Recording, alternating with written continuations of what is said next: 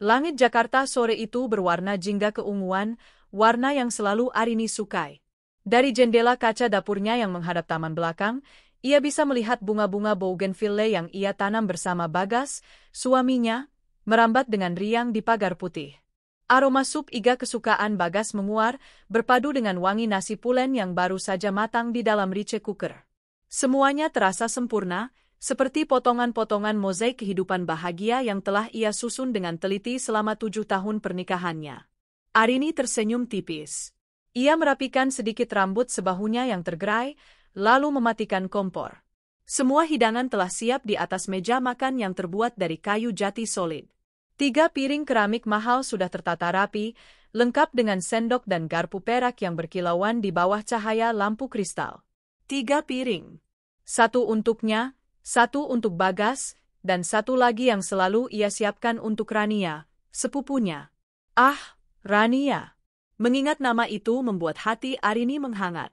Ia ingat betul hari pertama Rania menginjakkan kaki di rumah mewah ini 3 tahun lalu. Gadis lugu dari kampung, dengan mata yang selalu menatap takjub pada segala kemewahan di sekelilingnya. Pakaiannya lusuh, bicaranya sopan dan terbata-bata, penuh rasa hormat yang tulus. Arini, yang tak punya adik, langsung merasa jatuh sayang. Ia memeluk Rania, menganggapnya seperti adik kandungnya sendiri.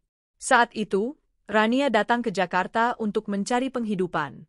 Tanpa ijazah tinggi dan pengalaman, nasibnya terkatung-katung. Kebetulan, Bagas, yang saat itu sedang merintis divisi baru di perusahaan warisan ayah Arini, membutuhkan seorang asisten pribadi yang bisa dipercaya. Arinilah yang mengusulkan Rania. Mas, bagaimana kalau Rania saja? Dia jujur, rajin, dan penurut. Aku bisa jamin, kata Arini kala itu, penuh keyakinan. Bagas sempat ragu. Apa dia bisa, sayang? Ini pekerjaan serius, butuh ketelitian. Bisa, Mas. Nanti aku yang ajari dia. Kasihan, dia keluarga kita satu-satunya di sini. Dan Bagas pun setuju. Sejak saat itu, Rania resmi menjadi asisten pribadi Bagas. Arini dengan sabar mengajarinya cara berpakaian yang profesional, cara berkomunikasi dengan klien, bahkan cara menggunakan komputer dan aplikasi perkantoran. Rania adalah murid yang cepat belajar. Dalam beberapa bulan, gadis kampung yang lugu itu telah bertransformasi menjadi seorang asisten yang cekatan dan elegan. Arini bangga setengah mati. Ia merasa telah berhasil mengangkat derajat sepupunya. Namun, kebanggaan itu perlahan mulai terkikis oleh perasaan aneh yang tak bisa ia jelaskan. Kedekatan Rania dan Bagas, yang awalnya murni profesional, terasa semakin ambigu. Mereka sering pulang larut bersama dengan alasan lembur. Saat dinas keluar kota, Rania selalu ikut, yang menurut Bagas adalah tuntutan pekerjaan. Dia yang siapkan semua materi presentasi, sayang. Aku tidak bisa tanpanya, begitu alasan Bagas setiap kali Arini menunjukkan sedikit kecemburuannya. Arini selalu menepis pikiran buruknya. Ia tak mau menuduh suaminya yang begitu ia cintai, dan sepupunya yang begitu ia sayangi. Ia yakin mereka adalah orang-orang baik yang tak akan pernah mengkhianatinya. Ia terlalu mencintai mereka berdua untuk berpikir yang tidak-tidak. Suara gerbang otomatis yang terbuka membuyarkan lamunan Arini. Tak lama kemudian, deru mesin mobil SUV hitam milik Bagas terdengar memasuki garasi. Hati Arini bersorak. Suaminya sudah pulang. Ia bergegas ke ruang depan, siap menyambutnya dengan senyum terhangat. Pintu utama terbuka. Bagas masuk, wajahnya tampak lelah dan sedikit tegang. Tapi bukan itu yang membuat senyum Arini membeku. Di belakang Bagas, berdiri Rania. Ia menunduk, tidak berani menatap mata Arini, kedua tangannya saling meremas di depan perutnya. Ada sesuatu yang berbeda dari mereka berdua malam ini. Aura canggung dan rasa bersalah yang begitu pekat menggantung di udara. Mas? Rania? Kok bareng? Katanya tadi Rania mau langsung pulang ke kosannya. Sapa Arini, mencoba terdengar senormal mungkin, menyembunyikan getaran aneh di hatinya. Bagas menghela napas panjang. Ia melepas sepatunya tanpa menatap Arini. Ada yang perlu kita bicarakan, Rin. Sesuatu yang sangat penting. Rania masih membeku di ambang pintu, seperti patung lilin yang ketakutan. Ayo, masuk dulu. Kita bicara di ruang makan, aku sudah siapkan makan malam, ajak Arini, masih berusaha mempertahankan fasad ketenangan.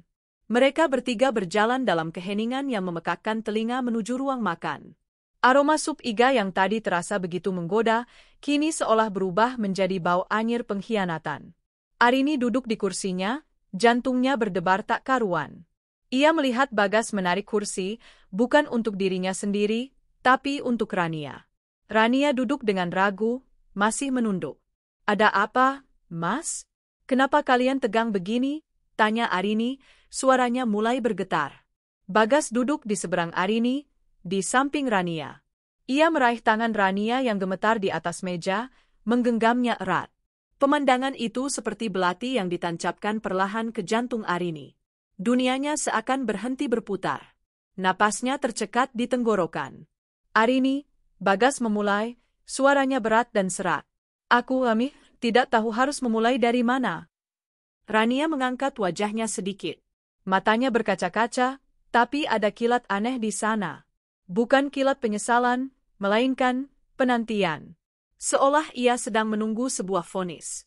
"Langsung saja, Mas," desis Arini. Rasa takut kini mulai bercampur dengan amarah yang membara. Bagas menatap Rania, seolah mencari kekuatan. Rania mengangguk kecil. Bagas kembali menatap Arini, matanya yang dulu selalu memancarkan cinta, kini terasa asing dan dingin. "Rania hamil." Satu kalimat. 3 kata. Cukup untuk meruntuhkan seluruh dunia yang telah Arini bangun. Udara seolah tersedot keluar dari paru-parunya. Suara dengung menusuk telinganya. Ia menatap Rania, lalu ke perut Rania yang masih rata, lalu kembali ke wajah Bagas. Ia mencari tanda-tanda kebohongan, lelucon yang sangat tidak lucu. Tapi ia tak menemukan apapun. Hanya ada keseriusan yang kejam. Arini tertawa. Tawa kering dan sumbang yang terdengar mengerikan bahkan di telinganya sendiri. "Hamil? Selamat kalau begitu. Lalu apa hubungannya denganku? Kenapa kalian harus mengatakannya dengan wajah seperti ini?" Ia masih menyangkal. Otaknya menolak untuk memproses informasi paling menyakitkan dalam hidupnya.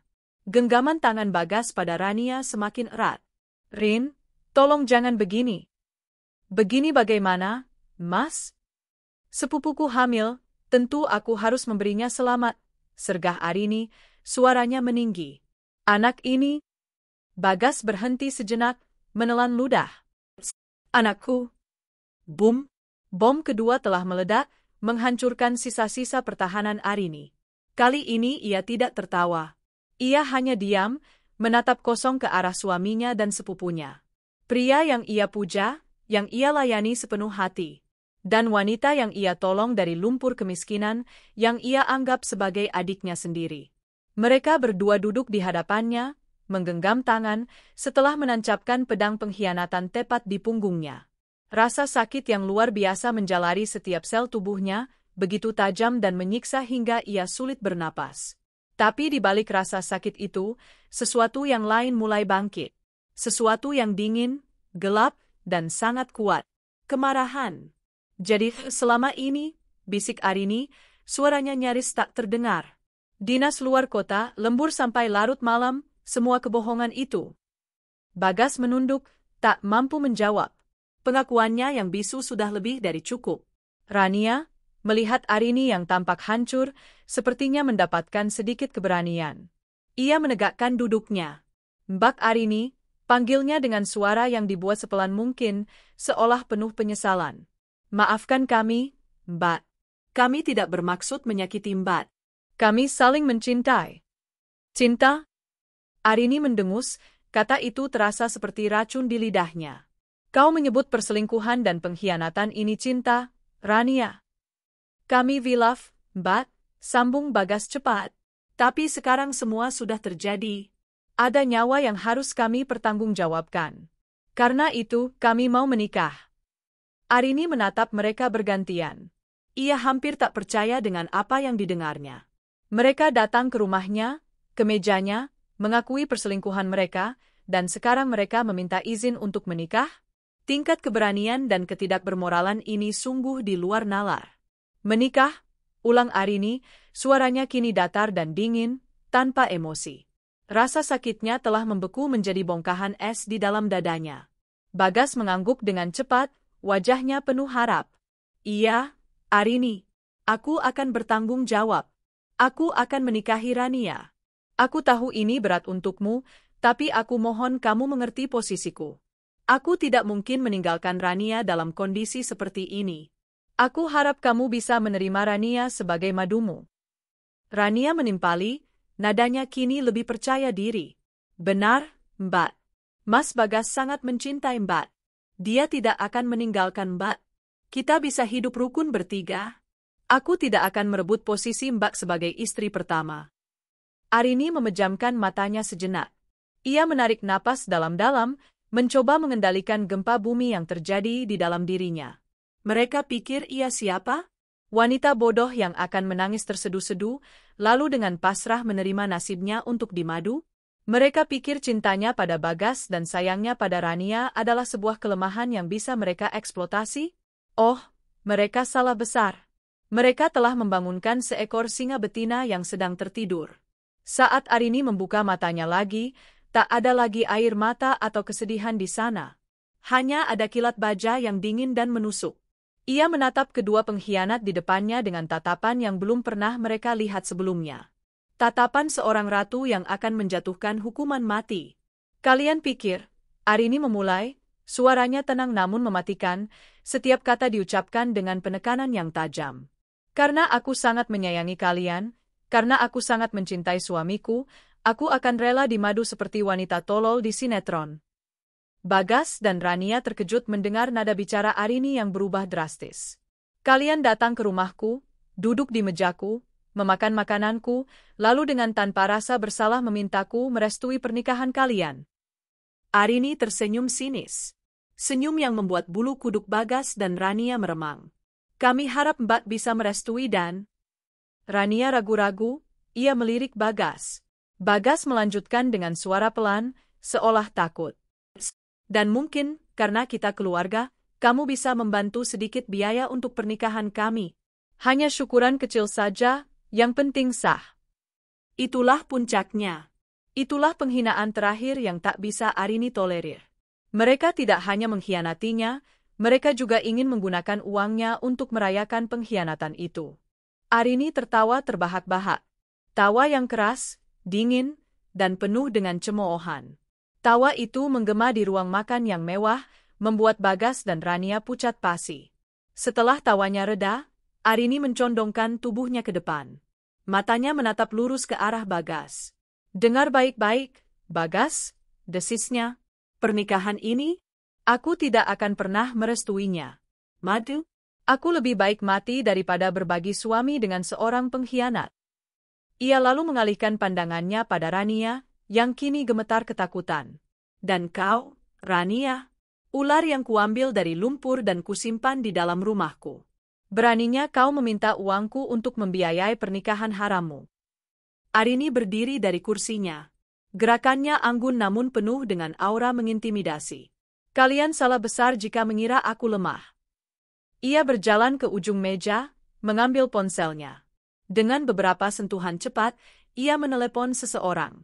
Halo, Pak Suryo. Tolong siapkan surat-surat yang saya minta kemarin. Ya, semuanya. Dan siapkan tim keamanan untuk datang ke rumah saya sekarang juga. Ada 2 sampah yang harus dibuang. Arini menutup teleponnya dan menatap mereka berdua yang kini membeku karena syok. Apa-apa maksudmu, Rin? Tanya Bagas, suaranya gagap. Maksudku? Arini tersenyum miring. Aku tidak butuh restu untuk membiayai pernikahan kalian, karena pernikahan itu tidak akan pernah terjadi di bawah restuku. Dan aku tidak terima kau kembali menjadi suamiku. Ia menunjuk ke arah pintu depan dengan dagunya. Silahkan pergi dari hidupku. Arini, jangan gegabah. Pikirkan baik-baik, seru Bagas, mulai panik. Oh, aku sudah berpikir sangat jernih, balas Arini dengan tenang. Rumah ini, atas namaku.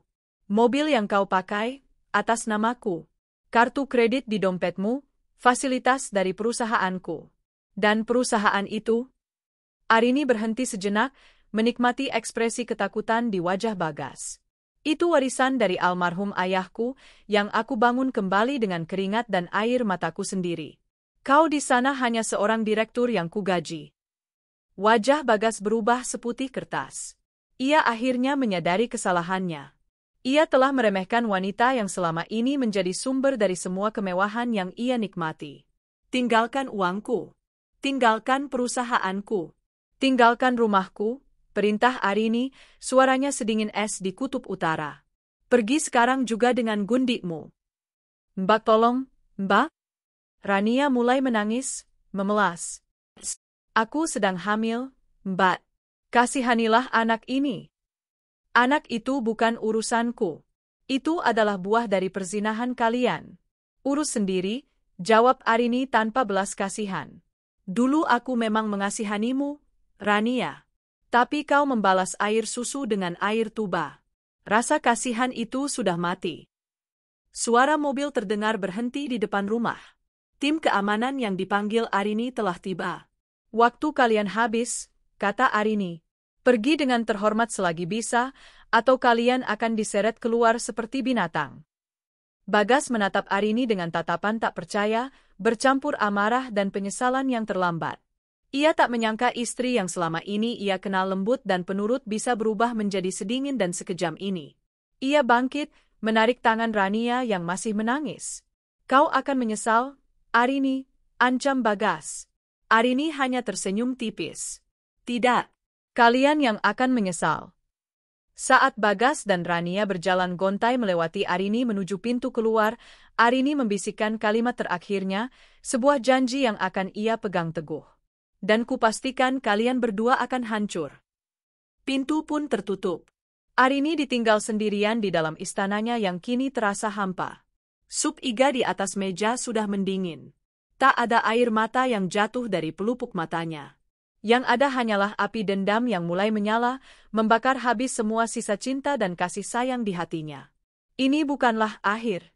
Ini adalah awal dari sebuah peperangan.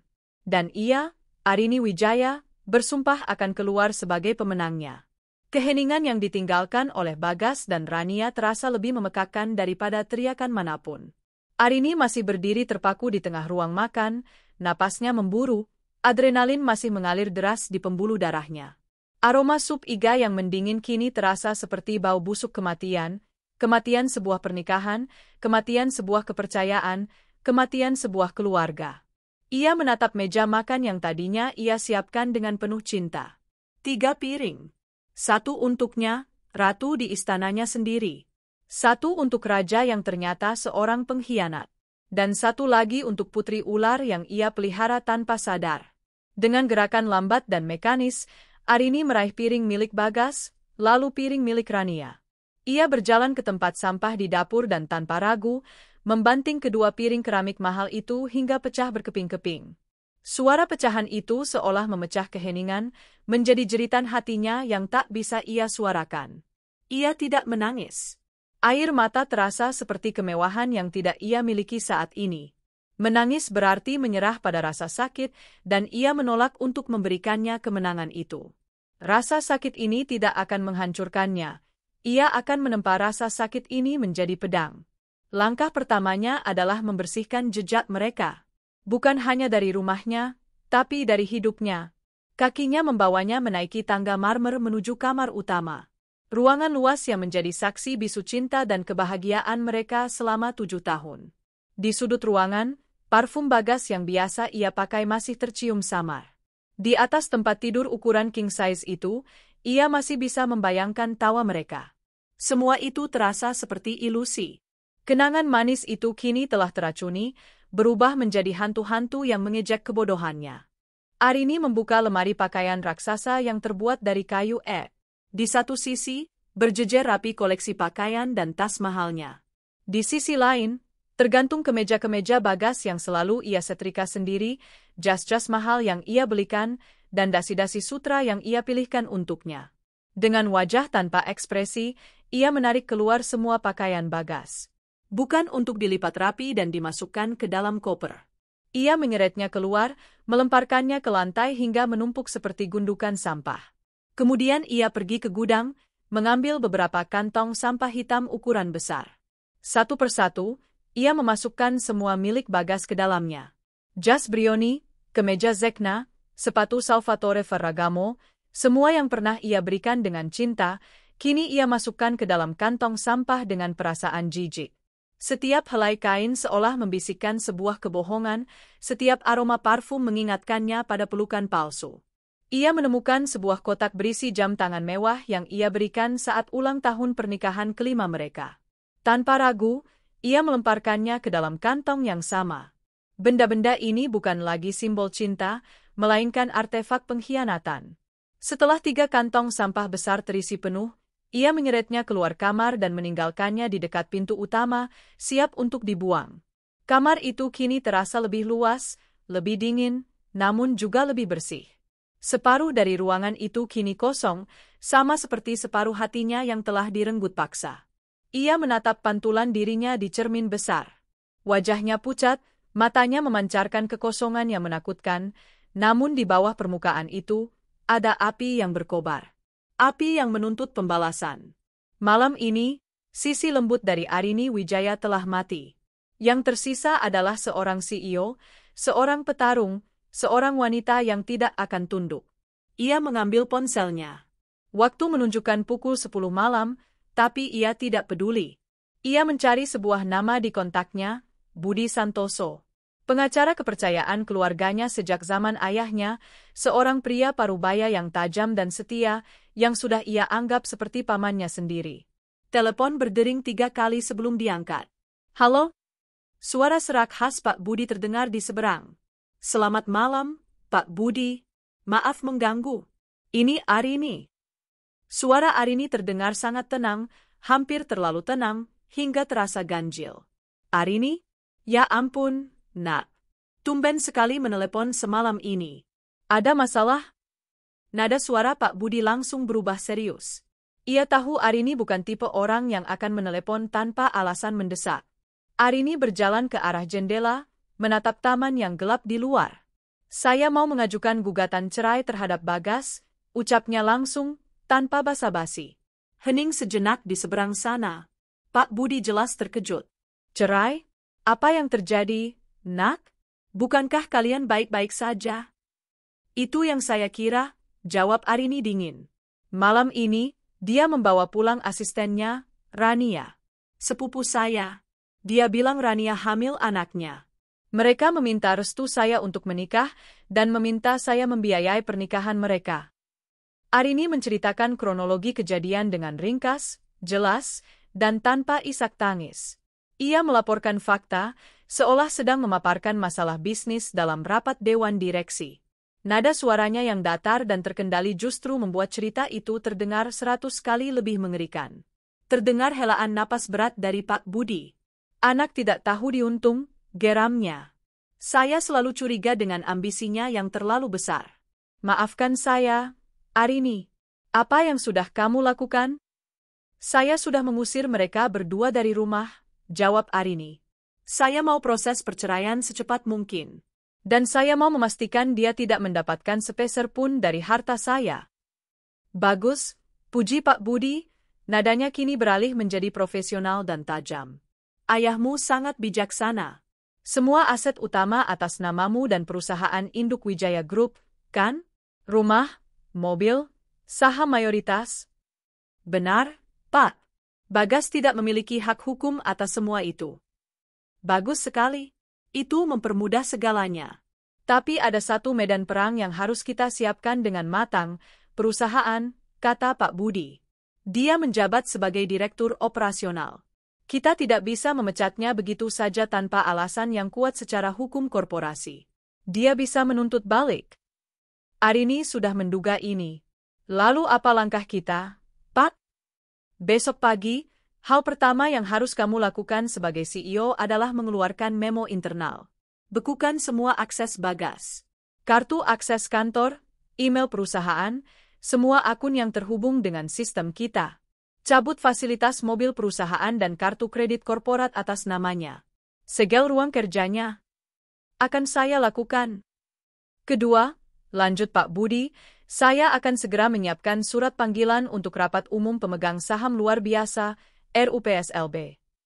Agenda tunggal, pencopotan Saudara Bagas Pratama dari jabatannya sebagai direktur dengan alasan tindakan asusila dan konflik kepentingan yang dapat merusak citra dan integritas perusahaan. Apakah itu cukup kuat? Itu baru pembuka, Arini. Langkah ketiga, dan ini yang paling penting, audit. Saya mau kamu menunjuk tim audit independen paling ganas yang bisa kita sewa. Periksa semua proyek dan pengeluaran di divisi yang dia pimpin selama 3 tahun terakhir, sejak Rania menjadi asistennya. Saya punya firasat kuat, pengkhianatan ini tidak hanya terjadi di kamar tidur, tapi juga di laporan keuangan. Cari bukti penyalahgunaan dana perusahaan.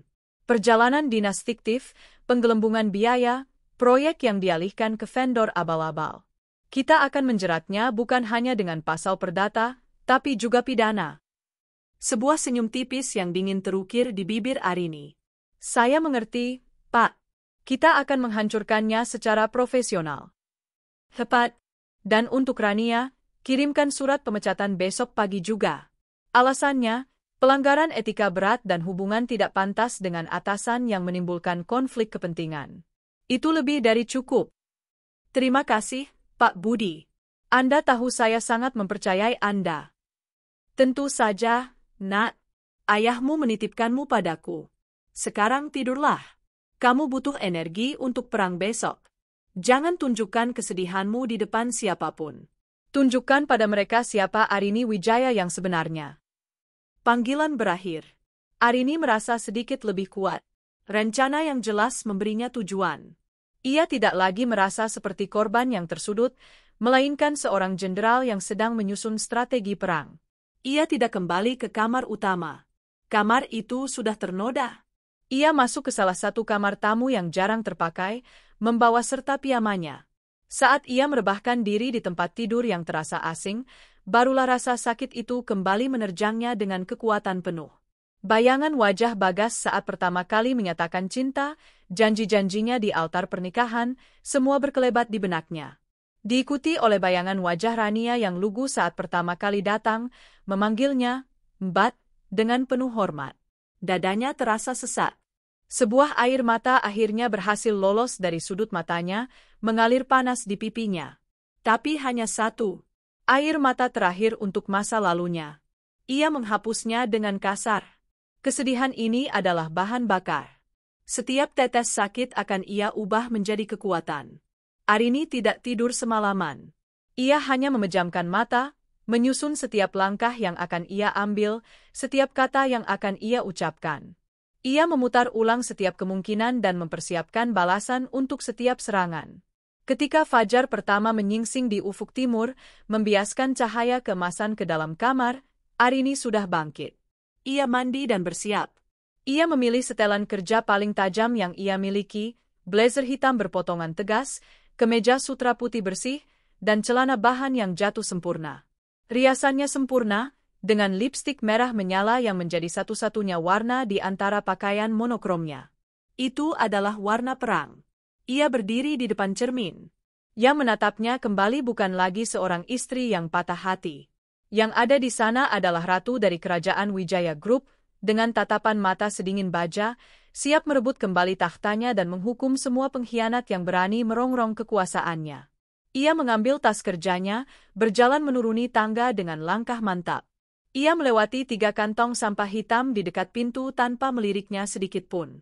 Pagi itu, ia berangkat ke kantor lebih pagi dari biasanya. Medan pertempuran sudah menantinya.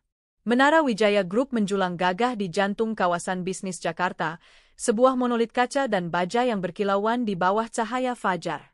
Pukul 6 pagi, gedung itu masih tertidur lelap.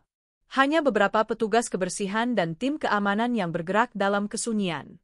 Namun pagi ini, sang ratu telah tiba sebelum matahari terbit. Lexus putih mutiara milik Arini meluncur mulus ke lobi utama, sebuah hak istimewa yang hanya dimiliki olehnya sebagai CEO. Biasanya, ia akan tiba pukul 8, menyapa para karyawan dengan senyum hangat. Pagi ini, tidak ada senyum. Wajahnya laksana topeng porselen yang dingin dan tanpa retak. Langkah kakinya yang berbalut stiletto Christian Louboutin menggema di lantai marmer yang kosong saat ia berjalan menuju lift pribadi. Setiap denting lift yang membawanya naik ke lantai 40, lantai eksekutif, terasa seperti detak jam menuju eksekusi.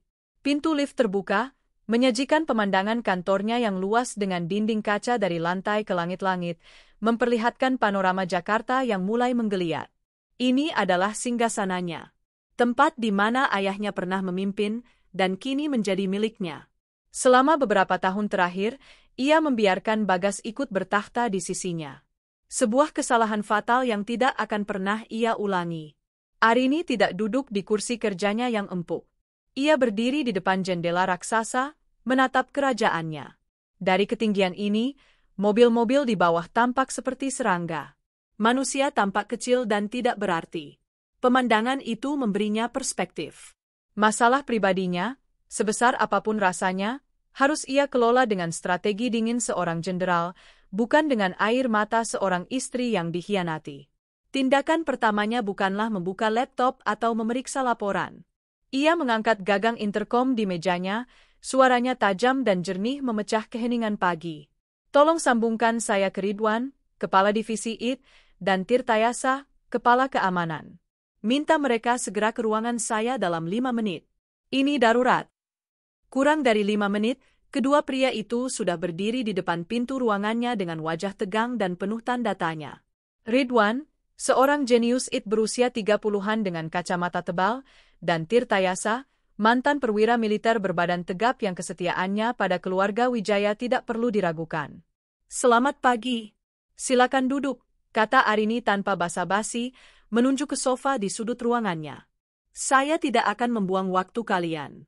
Mulai detik ini, ada protokol keamanan tingkat 1 yang harus dijalankan. Kedua pria itu saling pandang, lalu menatap Arini dengan penuh perhatian. Arini menatap Ridwan terlebih dahulu. Ridwan, saya perintahkan Anda untuk menangguhkan semua akses sistem atas nama Direktur Operasional, Bagas Pratama, dan asisten pribadinya, Rania. Saya ulangi, semua akses. Email, server internal, VPN, cloud storage, bahkan akses ke platform komunikasi internal. Isolasi akun mereka sepenuhnya dari jaringan Wijaya Group. Saya mau ini dieksekusi sekarang juga, dari terminal Anda di sini jika perlu. Ridwan tersentak. Ini adalah perintah yang belum pernah terjadi sebelumnya. Memblokir akses seorang direktur aktif adalah sebuah kudeta digital. Baik, Bu. Tapi boleh saya tahu alasannya? Ini prosedur yang sangat. Alasannya adalah keamanan korporasi, potong Arini, suaranya sedingin es. Saya memiliki dasar yang kuat untuk meyakini adanya potensi pelanggaran data dan penyalahgunaan aset digital perusahaan. Apakah perintah saya sudah jelas? Tatapan mata Arini yang tajam membuat Ridwan menelan ludah. Sangat jelas, Bu. Akan saya laksanakan segera. Bagus. Dan satu lagi, tambah Arini. Saya mau Anda menarik log aktivitas digital lengkap dari kedua akun tersebut selama 6 bulan terakhir. Email terkirim dan diterima, riwayat percakapan, akses file, semuanya. Prioritaskan aktivitas dalam 24 jam terakhir. Laporan awal harus ada di meja saya sebelum jam makan siang. Laporan ini bersifat rahasia dan hanya untuk mata saya. Mengerti? Mengerti, Bu. Jawab Ridwan, otaknya sudah berputar memikirkan langkah teknis yang harus ia ambil. Arini kemudian mengalihkan perhatiannya pada Tirtayasa, yang sedari tadi duduk tegap dengan wajah batu. Pak Tirta, mulai detik ini, nonaktifkan kartu akses fisik atas nama Bagas Pratama dan Rania. Mereka dilarang keras memasuki semua properti milik Wijaya Group, terutama gedung ini. Informasikan kepada semua personel keamanan di setiap titik akses. Tidak ada pengecualian. Jika mereka memaksa, hubungi saya dan pihak berwajib. Tirtayasa mengangguk mantap. Siap, laksanakan, Bu. Setelah ini, lanjut Arini, saya mau 2 personel keamanan terbaik Anda mendampingi perwakilan HR untuk menyegel ruang kerja Pak Bagas di lantai 38. Pasang segel resmi perusahaan di pintunya. Tidak ada seorang pun, saya ulangi, tidak seorang pun, boleh masuk atau keluar dari ruangan itu. Semua aset di dalamnya, dari dokumen hingga komputer, berstatus quo hingga ada pemberitahuan lebih lanjut dari saya. Akan segera kami laksanakan, Bu Arini. Bagus. Kerjakan sekarang. Kerahasiaan adalah yang utama. Saya tidak mau ada rumor yang beredar sebelum pengumuman resmi dari saya. Kedua pria itu berdiri, mengangguk hormat, lalu keluar dari ruangan dengan langkah cepat. Mereka tahu ini bukan sekadar masalah teknis, ini adalah badai yang akan segera menghantam Wijaya Group. Langkah kedua, Departemen Sumber Daya Manusia. Arini menghubungi Diana, kepala HR, seorang wanita karir yang efisien dan mengerti bagaimana menjaga rahasia. Diana, selamat pagi. Saya butuh bantuanmu untuk dua hal yang sangat mendesak dan rahasia, kata Arini melalui telepon. Tentu, Bu Arini.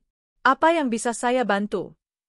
Pertama, siapkan surat pemutusan hubungan kerja untuk Rania dari divisi operasional. Alasan, pelanggaran berat terhadap kode etik perusahaan terkait hubungan tidak pantas dengan atasan langsung yang menciptakan konflik kepentingan masif. Pastikan bahasanya kuat secara hukum. Kirimkan surat itu melalui kurir ke alamat kosnya hari ini juga. Baik, Bu. Saya catat. Suara Diana terdengar sedikit terkejut, namun tetap profesional. Kedua, siapkan surat penonaktifan sementara untuk Bagas Pratama dari jabatannya sebagai direktur. Sebutkan bahwa penonaktifan ini berlaku efektif segera, sambil menunggu hasil investigasi internal dan rapat umum pemegang saham luar biasa. Surat ini juga harus menyatakan bahwa semua fasilitas perusahaan yang melekat pada jabatannya dicabut. Kirimkan ke alamat rumah orang tuanya di Bintaro. Pak Budi Santoso akan mengirimkan draft legalnya padamu sebentar lagi. Baik, Bu. Semuanya akan saya siapkan. Terima kasih, Diana. Dan tolong, dampingi tim keamanan untuk penyegelan ruang kerja Pak Bagas. Siap, Bu. Setelah panggilan telepon itu, Arini akhirnya duduk. Fajar telah sepenuhnya merekah. Karyawan mulai berdatangan. Ia bisa mendengar bisik-bisik dari luar ruangannya. Berita tentang penyegelan ruang kerja seorang direktur dan pemblokiran aksesnya pasti menyebar secepat api. Rumor adalah monster liar. Jika tidak dikendalikan, ia akan melahap segalanya. Arini tahu ia harus mengambil alih narasi. Ia menekan tombol intercom lagi, kali ini ke sekretarisnya. Indah, tolong jadwalkan rapat darurat dengan semua kepala divisi dan direktur yang ada di Dewan, kecuali Pak Bagas. 10 menit lagi, di ruang rapat utama. Wajib hadir. 10 menit kemudian, Arini melangkah masuk ke ruang Dewan. 5 pasang mata menatapnya dengan ekspresi campur aduk antara kebingungan, kekhawatiran, dan rasa ingin tahu. Di sana ada Wibowo, CFO tua yang setia pada ayahnya, ada Sinta, direktur pemasaran yang ambisius, dan beberapa kepala divisi kunci lainnya. Mereka semua tahu ada sesuatu yang sangat salah. Arini berdiri di ujung meja, memancarkan aura kekuasaan yang tak terbantahkan. Selamat pagi, sapanya dengan suara yang tenang namun tegas. Terima kasih sudah datang dalam waktu singkat. Saya tidak akan bertele-tele. Saya memanggil kalian ke sini untuk menyampaikan sebuah keputusan penting. Ia berhenti sejenak, membiarkan ketegangan memenuhi ruangan. Efektif pagi ini, saya telah menonaktifkan Bagas Pratama dari tugas dan tanggung jawabnya sebagai Direktur Operasional Wijaya Group. Suara gumaman kaget langsung terdengar di seluruh ruangan. Sinta bahkan sedikit membuka mulutnya karena tak percaya. Keputusan ini saya ambil setelah menemukan adanya indikasi kuat konflik kepentingan dan potensi pelanggaran etika serius yang dapat membahayakan integritas dan keberlangsungan perusahaan kita, lanjut Arini, matanya menatap tajam setiap orang di ruangan itu. Untuk melindungi perusahaan, saya telah memulai proses audit forensik menyeluruh terhadap divisi operasional. Sembari menunggu hasil audit dan penyelenggaraan RUPSLB untuk membahas statusnya secara permanen, saya, dalam kapasitas sebagai CEO, akan mengambil alih langsung tanggung jawab divisi operasional. Ia menatap Wibowo, sang CFO. Pak Wibowo, saya minta Anda mengawasi tim audit independen yang akan segera kita tunjuk. Wibowo mengangguk. Tentu, Bu. Lalu ia menatap yang lain. Tugas kalian semua adalah memastikan operasional di divisi masing-masing tetap berjalan lancar tanpa gangguan. Saya tidak mau rumor murahan mengganggu produktivitas kita. Narasi resmi yang keluar dari ruangan ini adalah, Wijaya Group sedang melakukan restrukturisasi internal untuk memperkuat tata kelola perusahaan. Apakah ada pertanyaan? Pertanyaannya retoris. Cara Arini menyampaikannya, dengan dagu terangkat dan tatapan tanpa kompromi, membuat semua orang tahu bahwa keputusan ini final dan tidak dapat diganggu-gugat. Mereka melihat seorang pemimpin yang memegang kendali penuh, bukan seorang istri yang sedang patah hati. Kekaguman dan sedikit rasa takut terpancar dari mata mereka. Tepat saat rapat selesai, ponsel pribadi Arini yang tergeletak di meja bergetar hebat. Nama, Bagas, tertera di layar. Jantungnya berdebar kencang sesaat, sebuah refleks dari masa lalu. Tapi ia menenangkannya dengan cepat. Ia membiarkan panggilan itu bergetar, mengabaikannya, lalu mematikannya. Beberapa menit kemudian, saat ia sudah kembali ke ruangannya, telepon kantornya yang berdering. Indah, sekretarisnya, muncul di interkom. Bu, Pak Bagas ditelepon. Beliau memaksa ingin bicara dengan ibu. Katanya sangat penting. Arini menarik napas. Waktunya tiba. Sambungkan, perintahnya. Ia menekan tombol speaker agar suaranya tetap stabil dan tidak terpengaruh oleh kedekatan telepon di telinganya. Arini, apa-apaan ini? Suara Bagas terdengar panik dan marah dari seberang. Terdengar suara bising jalanan, menandakan ia sedang di luar. Kenapa kartu aksesku tidak berfungsi? Kenapa aku tidak bisa login ke email? Anak-anak di kantor bilang ruanganku disegel. Apa yang kau lakukan? Arini bersandar di kursinya, suaranya tenang dan dingin, kontras dengan teriakan Bagas.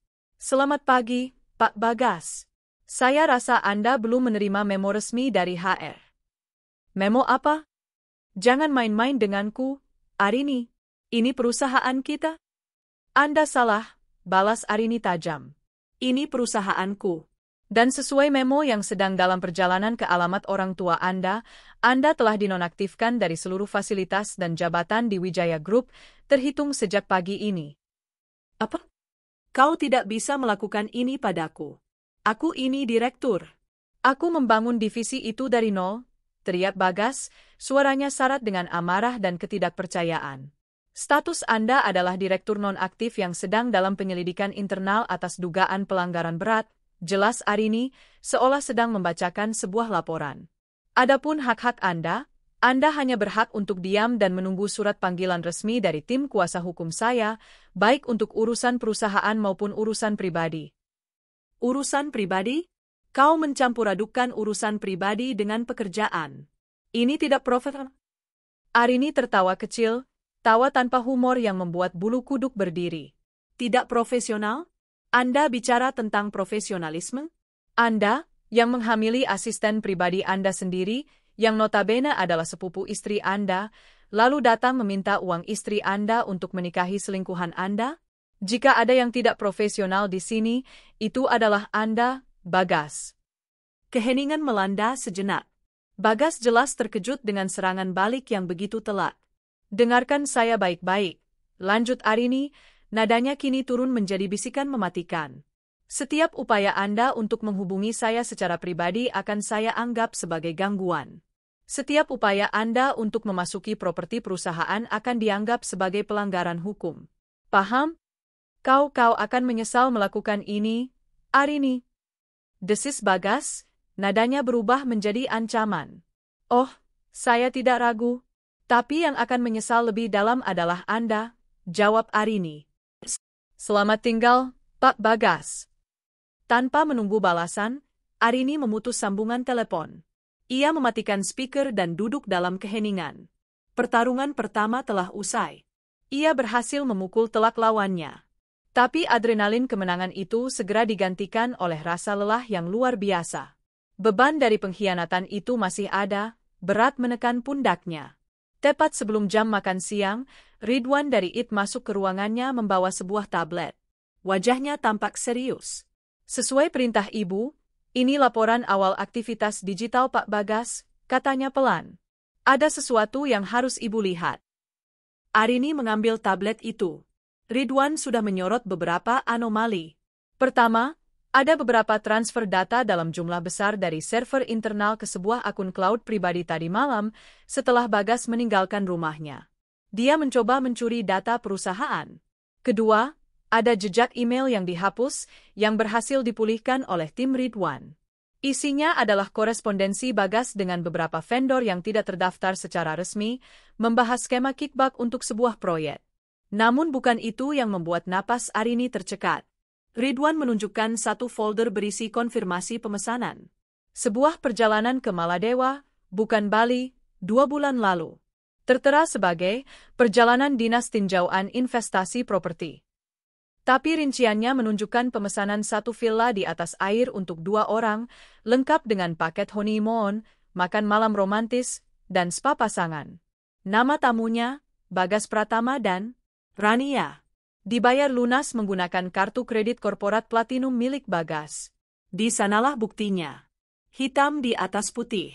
Pengkhianatan mereka tidak hanya emosional, tapi juga finansial. Mereka berlibur romantis menggunakan uang perusahaan. Uang Arini. Arini menatap bukti digital itu. Rasa sakit yang tajam kembali menusuknya, tapi kali ini bercampur dengan sesuatu yang lain.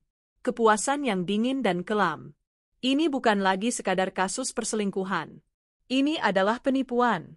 Ini adalah penggelapan. Ini adalah kejahatan. Ia mengangkat kepalanya dan menatap Ridwan. Kerja bagus, Ridwan. Lanjutkan penggalianmu. Saya mau semua bukti seperti ini dikumpulkan. Setelah Ridwan pergi, Arini kembali menatap panorama Jakarta dari jendela kacanya. Senyum tipis, nyaris tak terlihat, tersungging di bibirnya. Senyum seorang pemangsa yang telah menemukan jejak darah mangsanya. Ini bukan lagi tentang hati yang hancur. Ini adalah tentang keadilan. Bagas tidak hanya mengambil cintanya, dia juga merampok perusahaannya. Dan Arini akan memastikan dia akan membayar setiap sennya. Dengan bunga. Dinding di rumah orang tua Bagas di Bintaro seolah menyempit, mencekik napasnya. Udara terasa pengap, penuh dengan aroma kekecewaan dan tatapan menghakimi. Ini bukan lagi tempatnya berlindung. Ini adalah pengadilan keluarga di mana ia menjadi terdakwa utama. Ia, Bagas Pratama, yang dulu dibanggakan sebagai menantu sukses keluarga Wijaya, kini duduk di sofa tua yang lapuk, statusnya tidak lebih dari seorang pecundang yang pulang membawa aib. Di seberangnya, Rania duduk meringkuk, sesenggukan tanpa henti sejak mereka tiba tadi malam. Tangisnya yang tadinya memancing simpati, kini terdengar seperti dengungan nyamuk yang mengganggu di telinga Bagas. Kehamilannya, yang tadinya ia anggap sebagai kartu truf, kini terasa seperti bom waktu yang terikat di pinggang mereka.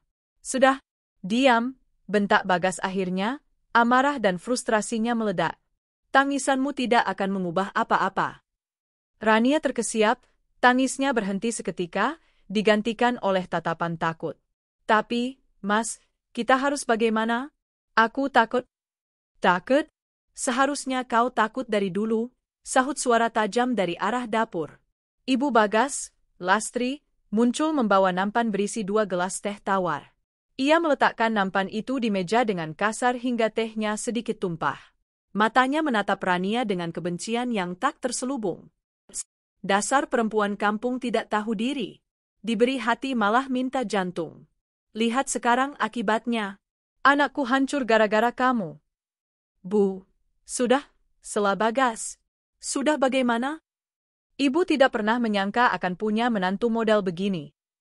Lastri menunjuk Rania dengan jarinya.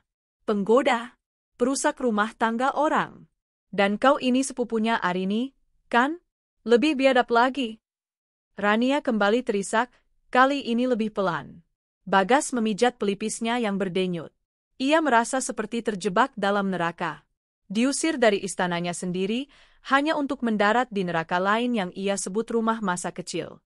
Bapaknya, seorang pensiunan guru yang pendiam, hanya duduk di sudut ruangan, membaca koran dengan pura-pura khusyuk, tak mau ikut campur dalam drama memalukan itu. Pagi itu terasa seperti serangkaian mimpi buruk yang tak berkesudahan. Ponselnya terus bergetar oleh panggilan dari kolega yang kebingungan, bertanya mengapa ia tidak bisa dihubungi dan mengapa ruangannya disegel. Ia tidak menjawab satupun. Rasa malu membakarnya. Kemudian, puncaknya adalah panggilan telepon dengan Arini. Suara dingin dan penuh kendali dari wanita yang dulu memujanya itu menghantamnya lebih keras dari tamparan manapun. Arini yang ia kenal sudah mati. Yang tersisa adalah monster korporat berdarah dingin. Dia tidak mungkin serius, gumam Bagas pada dirinya sendiri, mencoba meyakinkan dirinya. Ini hanya gertakan. Dia masih mencintaiku. Dia hanya sedang marah. Tepat saat itu, bel rumah berbunyi. Seorang kurir berseragam berdiri di depan pintu, membawa 2 amplop coklat besar. Satu ditujukan untuknya, satu lagi untuk Rania. Dengan tangan gemetar, Bagas membuka amplopnya. Di dalamnya ada beberapa lembar kertas berkop surat Wijaya Group. Surat penonaktifan sementara. Di sana tertulis dengan bahasa hukum yang kaku dan kejam, semua fasilitasnya dicabut, jabatannya dibekukan, dan ia dilarang mendekati area perusahaan. Sementara itu, Rania membuka suratnya dengan wajah pucat pasi. Isinya lebih singkat dan brutal, surat pemutusan hubungan kerja. Dipecat. Diusir. Tanpa pesangon, tanpa surat referensi.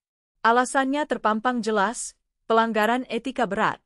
Kenyataan akhirnya menampar mereka dengan kekuatan penuh. Ini bukan gertakan. Ini adalah perang, dan mereka baru saja merasakan tembakan meriam pertama. Tidak mungkin. Bisik Rania, surat di tangannya lemas. Aku dipecat, Mas. Aku tidak punya pekerjaan lagi. Bagas meremas surat di tangannya hingga kusut. Kepalanya pening. Tanpa jabatan, tanpa gaji, tanpa akses, ia bukan siapa-siapa. Semua kemewahan yang ia nikmati, kartu kredit limitless, mobil mewah, klub golf elit, semuanya lenyap dalam sekejap. Dan kini, ia terjebak dengan seorang wanita hamil yang menangis dan keluarga yang terus menyalahkannya. Ia menatap Rania, dan untuk pertama kalinya, rasa cintanya yang membara kini terasa seperti abu dingin. Wanita ini, yang ia pikir akan menjadi sumber kebahagiaan barunya, ternyata adalah jangkar yang akan menenggelamkannya. Di sisi lain kota, di dalam benteng kemewahannya di Menteng, Arini merasakan keheningan dengan cara yang berbeda. Adrenalin pertempuran di kantor tadi pagi telah surut, menyisakan kekosongan yang dingin dan luas. Rumah besar itu terasa seperti museum kehidupannya yang gagal. Setiap sudut membisikkan kenangan. Sofa tempat mereka menonton film hingga larut malam. Meja makan tempat ia selalu menunggu Bagas pulang. Bahkan gagang pintu pun masih menyimpan sisa-sisa sentuhan tangan suaminya. Hantu-hantu ini tidak membuatnya menangis. Mereka membuatnya marah. Marah pada dirinya sendiri karena begitu buta. Marah pada Bagas karena mengubah kenangan indah menjadi kebohongan yang menyakitkan. Untuk mengusir hantu-hantu itu, ia menyibukkan diri. Ia memerintahkan asisten rumah tangganya untuk mengemas semua sisa barang Bagas, bahkan sikat gigi dan parfumnya, lalu menyumbangkannya. Ia ingin menghilangkan jejak fisik pria itu sepenuhnya. Malam itu, Pak Budi datang ke rumahnya. Mereka tidak duduk di ruang tamu yang formal, melainkan di ruang kerja pribadi Arini yang menghadap ke kolam renang. Di atas meja kopi, tergeletak tablet yang menampilkan bukti perjalanan ke Maladewa. Pak Budi mengesap kopinya, wajahnya tampak geram. Saya sudah melihat semua laporan awal dari tim IT, Arini. Ini lebih buruk dari yang kita duga, tapi juga lebih baik untuk kasus kita. Apa maksudnya, Pak? Tanya Arini, suaranya lelah namun fokus. Maksud saya, pengkhianatan Bagas ini sangat sistematis. Perjalanan ke Maladewa ini hanyalah puncak gunung es. Tim audit internal sudah menemukan beberapa faktur ganjil dari vendor yang alamatnya fiktif. Saya yakin, jika kita gali lebih dalam, kita akan menemukan aliran dana perusahaan yang masuk ke kantong pribadinya. Ini bukan lagi sekadar perselingkuhan, ini pencurian. Arini mengangguk pelan. Rasa sakit karena dikhianati secara pribadi kini diperparah oleh kenyataan bahwa ia juga dikhianati secara profesional. Pria itu tidak hanya merusak hatinya, tapi juga merampok hasil kerja kerasnya. Lalu, apa langkah kita selanjutnya secara hukum? Kita akan melancarkan serangan 2 cabang, jelas Pak Budi, matanya berkilat tajam. Cabang pertama, hukum perdata. Besok pagi, tim saya akan mendaftarkan gugatan cerai di pengadilan agama. Alasannya jelas, perzinahan. Dengan bukti kehamilan Rania dan bukti perjalanan ini, hakim akan langsung mengabulkannya. Kita akan tuntut perceraian Verstek jika perlu, dan yang terpenting, kita akan pastikan dia tidak mendapatkan 1% pun harta Gonogini. Kita akan buktikan bahwa semua aset yang ada berasal dari warisan dan hasil kerjamu, sementara dia justru merugikan perusahaan. Bagus, desis Arini. Cabang kedua, lanjut Pak Budi, nadanya menjadi lebih serius, adalah hukum pidana. Ini adalah senjata pamungkas kita, Arini. Dengan bukti penggelapan dana dan penipuan yang sedang kita kumpulkan, kita bisa melaporkannya ke polisi. Ancamannya bukan lagi kehilangan harta, tapi kehilangan kebebasan. Penjara. Arini terdiam sejenak. Penjara. Kata itu terasa berat. Sekejam apapun Bagas, membayangkan pria yang pernah tidur seranjang dengannya berakhir di balik jeruji besi, ada sebagian kecil dari dirinya yang ragu. Pak Budi seolah bisa membaca pikirannya. Arini, jangan ragu. Orang seperti Bagas adalah predator. Dia tidak akan berhenti. Jika kita tidak menghancurkannya sampai ke akar, dia akan bangkit lagi dan mencoba membalas dendam. Kita harus memastikan dia tidak punya kekuatan lagi untuk mengganggumu. Laporan polisi ini adalah cara kita mencabut taringnya. Arini menatap layar tablet pada foto konfirmasi Villa Bulan Madu itu. Keraguannya lenyap seketika, digantikan oleh ketegasan yang dingin. Lakukan, Pak. Siapkan laporan polisi. Kita akan kumpulkan semua amunisi, dan saat waktunya tepat, kita tembakkan. Keputusan yang bagus, kata Pak Budi. Satu hal lagi, media. Kasus ini terlalu besar untuk tidak tercium. Perceraian seorang CEO Wijaya Group karena skandal dengan direksinya sendiri? Ini adalah santapan lezat bagi mereka. Kita harus siapkan strategi PR. Kita harus yang pertama bicara, mengendalikan narasi. Ceritanya adalah, CEO Arini Wijaya, seorang pemimpin wanita yang kuat, mengambil tindakan tegas untuk membersihkan perusahaannya dari oknum yang tidak berintegritas. Kamu adalah pahlawan dalam cerita ini, bukan korban. Arini mengangguk. Ia mengerti. Dalam perang, persepsi adalah segalanya. Malam semakin larut setelah Pak Budi pulang. Arini merasa tidak bisa tidur. Pikirannya terlalu ramai. Rumah itu terasa menyesakkan. Ia butuh udara. Dengan impulsif, ia mengambil kunci mobilnya, hanya mengenakan kaos oblong, celana kargo, dan sandal. Ia butuh melakukan sesuatu yang normal, sesuatu yang membumi. Ia memutuskan untuk pergi ke supermarket 24 jam, hanya untuk berjalan-jalan di antara lorong-lorong produk, sebuah kegiatan anonim yang menenangkan. Di lorong bagian minuman dingin, saat ia sedang memilih sebotol air mineral, sebuah suara yang familiar menyapanya. Arini? Arini Wijaya, kan? Arini menoleh. Seorang pria jangkung dengan senyum ramah menatapnya.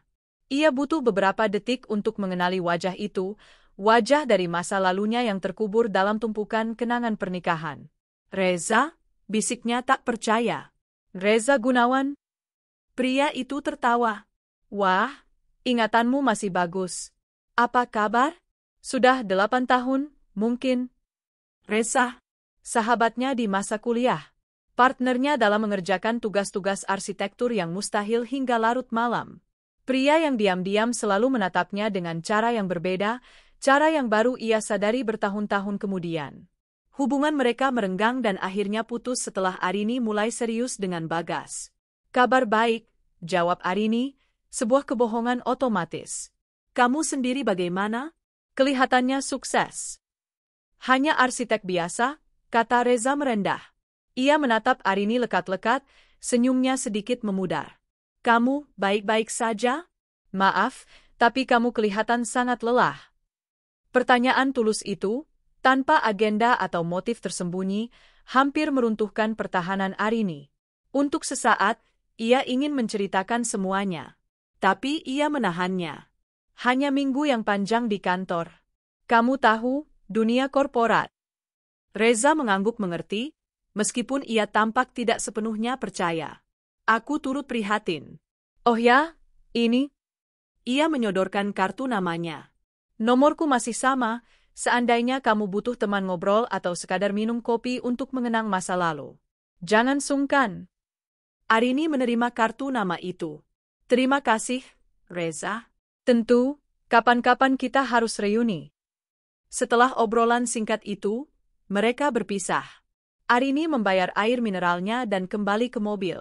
Di dalam keheningan mobil, ia menatap kartu nama di tangannya. Reza Gunawan. Sebuah nama dari dunia sebelum Bagas. Sebuah pengingat bahwa ia pernah memiliki identitas lain, kehidupan lain, yang tidak berputar di sekitar suaminya. Pertemuan tak terduga itu seperti jendela kecil yang terbuka di dalam ruang pengap penderitaannya, mengalirkan sedikit udara segar. Itu adalah pengingat bahwa dunia di luar sana masih terus berputar. Ada orang-orang dari masa lalunya yang masih mengingatnya sebagai Arini, bukan sebagai Nyonya Bagas Pratama. Arini kembali ke rumahnya yang besar dan kosong. Anehnya, rumah itu tidak lagi terasa semenakutkan tadi. Pertemuan dengan Reza tidak secara ajaib menyelesaikan masalahnya, tapi itu memberinya sesuatu yang lain, harapan. Harapan bahwa ada kehidupan setelah badai ini reda. Ia meletakkan kartu nama itu di nakas samping tempat tidurnya. Malam ini, tujuannya bergeser. Ini bukan lagi hanya tentang menghancurkan Bagas dan Rania. Ini tentang membangun kembali dirinya sendiri. Ini bukan lagi perang untuk membalas dendam, melainkan perang untuk kemerdekaannya. Arini mematikan lampu, dan untuk pertama kalinya dalam 48 jam terakhir, ia merasa bisa tidur. Bukan tidur yang nyenyak, tapi setidaknya, sebuah peristirahatan sebelum pertempuran esok hari. Kantor firma hukum Santoso Arekan adalah antitesis dari rumah Arini yang hangat dan personal. Dindingnya berwarna abu-abu dingin, perabotannya minimalis dan fungsional, dan udaranya beraroma kertas dan ambisi. Ini adalah sebuah tempat di mana emosi diterjemahkan menjadi pasal-pasal, dan patah hati diubah menjadi tuntutan hukum. Pagi itu, Arini duduk di ruang rapat berpanel kayu gelap, di hadapannya terbentang sebuah dokumen yang terasa lebih berat dari tumpukan laporan keuangan manapun. Gugatan cerai. Di bagian atas, namanya tertera sebagai penggugat, Arini Wijaya. Di bawahnya, nama tergugat, Bagas Pratama. Setiap huruf terasa seperti ukiran di atas batu nisan pernikahan mereka. Pak Budi duduk di seberangnya, wajahnya tenang namun matanya menunjukkan simpati yang dalam. Bacalah sekali lagi, Arini. Pastikan semua detailnya sesuai dengan yang kita diskusikan. Setelah kamu tanda tangani, tidak ada jalan untuk kembali. Arini menarik napas panjang, memaksa matanya untuk memindai baris demi baris kalimat hukum yang kaku itu. Di sana, tertulis dengan jelas alasan gugatan, adanya pihak ketiga yang mengakibatkan lahirnya seorang anak di luar nikah yang sah.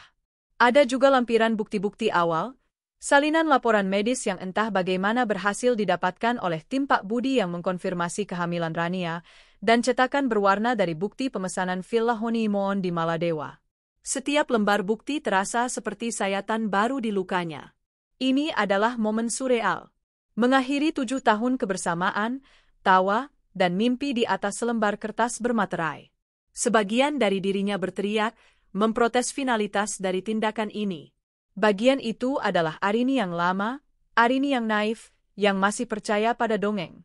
Tapi Arini yang baru, Arini yang ditempa oleh api pengkhianatan, tahu bahwa ini adalah satu-satunya jalan. Sudah sesuai, Pak, kata Arini, suaranya terdengar serak. Ia mengambil pulpen yang disodorkan oleh Pak Budi. Ujung pulpen itu terasa sedingin es di jemarinya. Saat ia hendak membubuhkan tanda tangannya, setetes air mata jatuh dari pelupuk matanya, mendarat tepat di samping kolom tanda tangan. Sebuah tetesan kecil yang menandai sebuah akhir. Ia cepat-cepat menyekanya, lalu dengan gerakan tegas, ia menandatangani dokumen itu. Namanya tergores dengan tinta hitam, tegas dan tak terbantahkan. Selesai sudah. Pak Budi mengangguk lega. Bagus, Arini. Tim saya akan mendaftarkannya di pengadilan hari ini juga. Setelah terdaftar, jurusita akan mengirimkan surat panggilan resmi atau relaas ke alamat tergugat. Mengingat dia tidak lagi tinggal di Menteng, panggilan akan dikirim ke alamat sesuai KTP-nya, yaitu rumah orang tuanya di Bintaro. Kapan sidang pertama akan dimulai? Biasanya beberapa minggu setelah panggilan diterima. Sidang pertama adalah mediasi. Tapi dalam kasus seperti ini, di mana bukti perzinahan sangat kuat dan tidak dapat disangkal, mediasi seringkali hanya formalitas. Dia tidak punya posisi tawar sama sekali, terutama untuk urusan harta. Kita pegang semua kartunya. Pak Budi kemudian memberikan pembaruan lainnya. Tim audit terus bekerja. Mereka menemukan pola yang menarik. Ada beberapa vendor pemasok alat tulis kantor dan souvenir perusahaan yang baru terdaftar dalam 2 tahun terakhir. Pembayarannya selalu lancar dan nilainya cukup besar. Tapi setelah diperiksa, perusahaan-perusahaan itu ternyata fiktif. Alamatnya palsu, nomor teleponnya tidak terdaftar. Uangnya menguap begitu saja. Totalnya hampir mencapai 2 miliar rupiah. Arini memejamkan matanya. 2 miliar. Uang hasil kerja kerasnya, uang perusahaannya, digunakan untuk mendanai kehidupan ganda suaminya. Terus gali, Pak. Saya mau setiap rupiah yang dia curi terungkap. Pasti, Nak. Janji Pak Budi. Amunisi kita untuk laporan pidana semakin banyak setiap harinya. Di Bintaro, suasana rumah keluarga Pratama semakin hari semakin mirip dengan neraka. Bagas mondar-mandir di ruang tamu yang sempit, merasa seperti harimau yang terperangkap dalam kandang tikus. Ponselnya kini sepi. Para kolega yang tadinya menjilat, kini menghindarinya. Ia terisolasi, tak punya kuasa, dan yang terparah, tak punya uang. Tabungan pribadinya tidak seberapa, karena selama ini ia hidup dari fasilitas dan gaji tak terbatas dari Arini. Rania, di sisi lain, menghabiskan hari-harinya dengan mual di pagi hari dan serangan panik di sisa harinya. Ia mencoba menghubungi beberapa temannya, tapi berita pemecatannya sepertinya sudah menyebar. Tidak ada yang mau berurusan dengannya. Ia dan Bagas kini seperti penderita kusta yang dijauhi semua orang. Pertengkaran menjadi menu harian mereka. Cinta yang dulu mereka agung-agungkan di kamar hotel mewah dan villa tepi pantai, kini memudar di tengah kepulan asap rokok Bagas dan bau minyak kayu putih yang dioleskan Rania untuk meredakan mualnya. Seharusnya kamu lebih pintar, Mas. Seharusnya kamu punya rencana cadangan, seru Rania di sela isak tangisnya suatu sore. Rencana cadangan? Balas Bagas sinis. Rencanaku adalah Arini akan menangis dan memaafkanku seperti biasa. Aku tidak tahu dia bisa berubah menjadi iblis seperti ini. Mungkin ini semua salahmu. Kau yang terus mendesakku untuk mengaku. Aku hanya ingin kepastian untuk anak kita. Anak, jangan sebut soal anak itu terus. Pertengkaran mereka terhenti oleh suara ketukan keras di pintu depan. Bukan ketukan ramah seorang tamu. Ini ketukan resmi yang tegas. Bapak Bagas yang membukakan pintu. Di sana berdiri seorang pria berseragam safari, memperkenalkan diri sebagai jurusita dari pengadilan agama. Seluruh dunia Bagas seolah runtuh saat ia menerima amplop coklat besar itu. Di depan mata ayah dan ibunya, di bawah tatapan ingin tahu tetangga yang mengintip dari balik gorden, ia menerima surat panggilan sidang cerai. Sebuah stempel merah besar dari pengadilan tertera di sana. Ini adalah penanda aib yang tak terhapuskan. Ibunya, Lastri, langsung histeris. Ya Allah, anakku digugat cerai. Mau ditaruh di mana muka keluarga kita? Ratapnya sambil memukul-mukul dada. Bagas membaca surat itu dengan tangan gemetar. Di sana tertera namanya sebagai tergugat. Ia dipanggil untuk hadir di sidang mediasi 3 minggu lagi. Membaca tuduhan perzinahan yang dilampirkan dengan bukti-bukti konkret membuatnya merasa telanjang. Arini tidak hanya menceraikannya, ia mempermalukannya secara hukum. Rania mengintip dari balik bahu Bagas, matanya membelalak ngeri. Cerai? Mbak Arini benar-benar mau menceraikanmu, Mas? Bagas tidak menjawab. Ia meremas surat itu, amarah dan keputusasaan berperang di dalam dirinya. Harapan terakhirnya bahwa Arini hanya menggertak kini telah musnah. Wanita itu benar-benar akan menghapusnya dari kehidupannya, selembar demi selembar, secara legal dan tanpa ampun. Sementara itu, di Menara Wijaya, Arini sedang berusaha menenggelamkan dirinya dalam pekerjaan. Ia mengambil alih semua proyek yang dulu ditangani Bagas, dan ia terkejut dengan betapa banyak hal yang terabaikan. Laporan-laporan yang tidak lengkap, proposal yang terbengkalai. Jelas sekali bahwa selama ini fokus Bagas bukan pada pekerjaan. Saat sedang memeriksa arsip digital di server untuk mencari data proyek lama, tangannya tanpa sengaja mengklik sebuah folder tersembunyi. Namanya, Visi Kita. Dengan ragu, ia membukanya. Isinya adalah file-file dari awal pernikahan mereka, saat Bagas baru bergabung dengan perusahaan. Ada presentasi PowerPoint yang mereka buat bersama hingga larut malam, berisi rencana ekspansi bisnis yang ambisius. Ada foto-foto dari kunjungan pabrik pertama mereka, wajah mereka kotor tapi penuh tawa dan semangat. Ada sebuah video singkat yang direkam Bagas dengan ponselnya, di mana Arini sedang menjelaskan sebuah ide cemerlang, dan Bagas berkata dari balik kamera, "Lihatlah istriku. Calon ratu bisnis Indonesia. Aku pria paling beruntung di dunia." Sebuah hantaman emosional yang tak terduga menghantam dada Arini. Ia lupa akan versi Bagas yang ini. Bagas yang suportif, yang memandangnya dengan penuh kekaguman, yang menjadi partner sejatinya. Di manakah pria itu? Kapan pria itu mati dan digantikan oleh monster serakah yang berselingkuh? Kenangan itu tidak membuatnya luluh. Justru sebaliknya, itu membuatnya semakin marah. Pengkhianatan Bagas terasa semakin dalam karena pria itu tidak hanya menghancurkan masa kini mereka, tapi juga meracuni masa lalu mereka, mengubah kenangan indah menjadi kebohongan yang menyakitkan. Arini menutup folder itu dengan kasar. Napasnya memburu. Dinding kantor yang tadinya terasa seperti benteng, kini terasa menyesakkan. Ia butuh keluar. Ia butuh bicara dengan seseorang yang tidak mengenalnya sebagai CEO Wijaya atau sebagai istri Bagas. Ia butuh bicara dengan seseorang yang mengenalnya sebagai Arini. Tangannya meraih dompet dan matanya tertumbuk pada kartu nama yang ia letakkan di sana. Reza Gunawan, arsitek. Tanpa berpikir panjang, ia menekan nomor itu. "Halo?" Suara Reza yang hangat terdengar di seberang. "Reza? Ini Arini," katanya, terkejut dengan betapa gemetar suaranya sendiri. "Maaf mengganggu. Kamu sedang sibuk?" Ada jeda sejenak. "Arini, tentu tidak. Aku baru saja selesai rapat." "Ada apa?" "Kamu terdengar tidak baik." Kepekaan Reza membuat pertahanan Arini sedikit goyah. Aku butuh teman bicara." "Tawaran kopi yang waktu itu, apa masih berlaku?" "Tentu saja," jawab Reza tanpa ragu, suaranya terdengar tulus. "Selalu berlaku untukmu. Kapan dan di mana?" "Aku yang akan menyusulmu." Mereka sepakat untuk bertemu di sebuah kafe kecil yang tenang di daerah Kebayoran, tempat yang jauh dari hiruk-pikuk pusat bisnis. 1 jam kemudian, Arini memarkir mobilnya. Sebelum turun, ia menatap pantulan dirinya di kaca spion. Wajahnya pucat, matanya bengkak meskipun ia sudah berusaha menutupinya dengan riasan.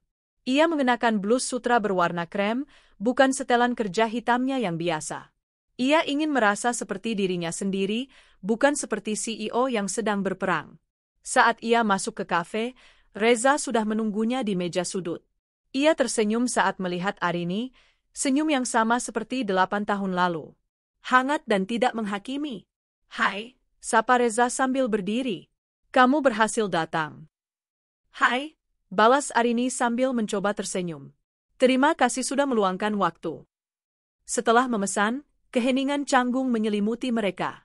Arini tidak tahu harus mulai dari mana. Rezalah yang memecah kebisuan. "Jadi," katanya pelan, "minggu yang panjang di kantor, ya?" Arini menatap cangkir tehnya. Ia menarik napas dalam-dalam. "Aku akan bercerai, Reza." Ia mengatakannya begitu saja. Dan entah kenapa, mengatakannya pada Reza terasa lebih nyata dan lebih melegakan daripada menandatangani surat gugatan di depan pengacaranya. Reza tidak menunjukkan keterkejutan yang berlebihan. Ia hanya menatap Arini dengan tatapan penuh empati.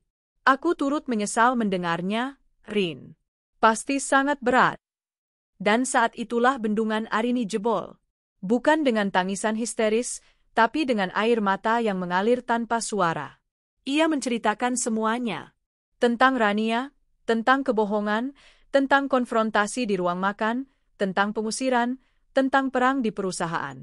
Ia bicara tanpa henti, mengeluarkan semua racun yang telah ia pendam selama berhari-hari. Reza hanya mendengarkan. Ia tidak memotong, tidak menghakimi, tidak memberi nasihat klise. Ia hanya duduk di sana, menjadi saksi bisu dari kehancuran hati sahabat lamanya. Kehadirannya yang tenang adalah sauh yang dibutuhkan Arini di tengah badai. Ketika Arini selesai, ia merasa lelah tapi jauh lebih ringan. "Maaf," bisiknya sambil menyeka air mata. "Aku tidak bermaksud membuang semua ini padamu." Jangan minta maaf, kata Reza lembut. Untuk itulah teman, kan? Untuk menampung beban saat terlalu berat untuk dipikul sendiri. Ia tersenyum tipis. Arini yang kukenal dulu adalah seorang pejuang. Dia tidak akan membiarkan bajingan seperti itu menang. Kata-kata itu, pengakuan atas kekuatannya dari seseorang dari masa lalunya, terasa seperti balsem bagi jiwanya yang terluka. Mereka menghabiskan 1 jam berikutnya mengobrol tentang hal-hal ringan. Tentang pekerjaan Reza, tentang teman-teman kuliah mereka, tentang Jakarta yang telah banyak berubah. Untuk sesaat, Arini lupa akan statusnya sebagai CEO yang berperang atau istri yang dikhianati. Ia kembali menjadi Arini, gadis cerdas dan penuh semangat yang dulu sering berdebat dengan Reza tentang desain bangunan. Saat mereka berpisah di depan kafe, Arini merasa ada sesuatu yang berubah di dalam dirinya. Kekosongan di hatinya masih ada, tapi kini ada setitik cahaya di sana. Pertemuan ini adalah pengingat bahwa hidupnya tidak berakhir dengan hancurnya pernikahannya. Dalam perjalanan pulang, ia tidak lagi memikirkan Bagas atau Rania. Ia memikirkan tentang masa depan. Mungkin ia akan mengambil kembali hobi melukisnya. Mungkin ia akan melakukan perjalanan sendirian. Mungkin ia akan mulai membuka hatinya untuk persahabatan yang tulus.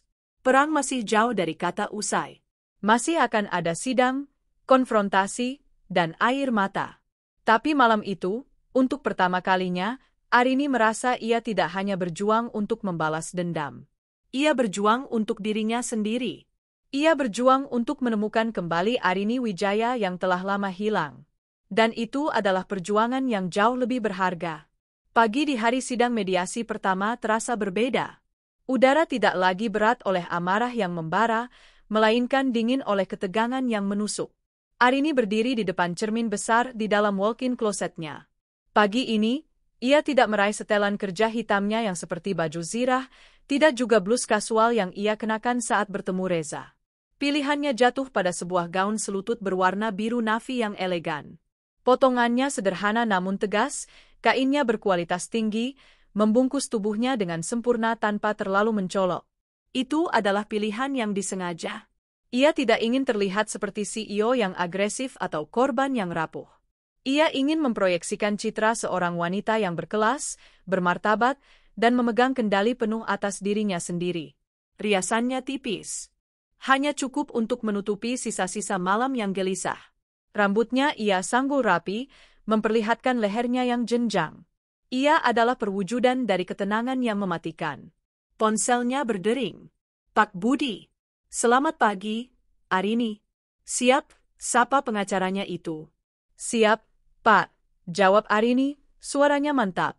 Ingat pesan saya, kata Pak Budi. Nanti di dalam, jangan terpancing. Bagas mungkin akan mencoba berbagai cara untuk memprovokasimu, memainkan drama, atau memutarbalikkan fakta. Jangan berikan reaksi yang ia inginkan. Biarkan dia bicara, biarkan dia menggali lubangnya sendiri. Tugasmu hanya satu, tetap tenang, kepala tegak. Biarkan auramu yang berbicara. Mengerti? Sangat mengerti, Pak. Bagus. Sampai jumpa di sana. Gedung Pengadilan Agama Jakarta Selatan adalah sebuah dunia yang riuh.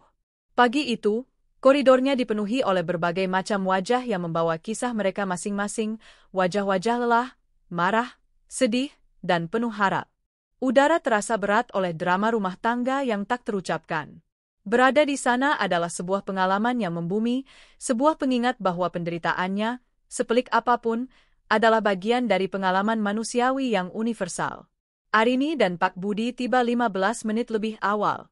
Mereka duduk di barisan kursi tunggu yang keras dan dingin.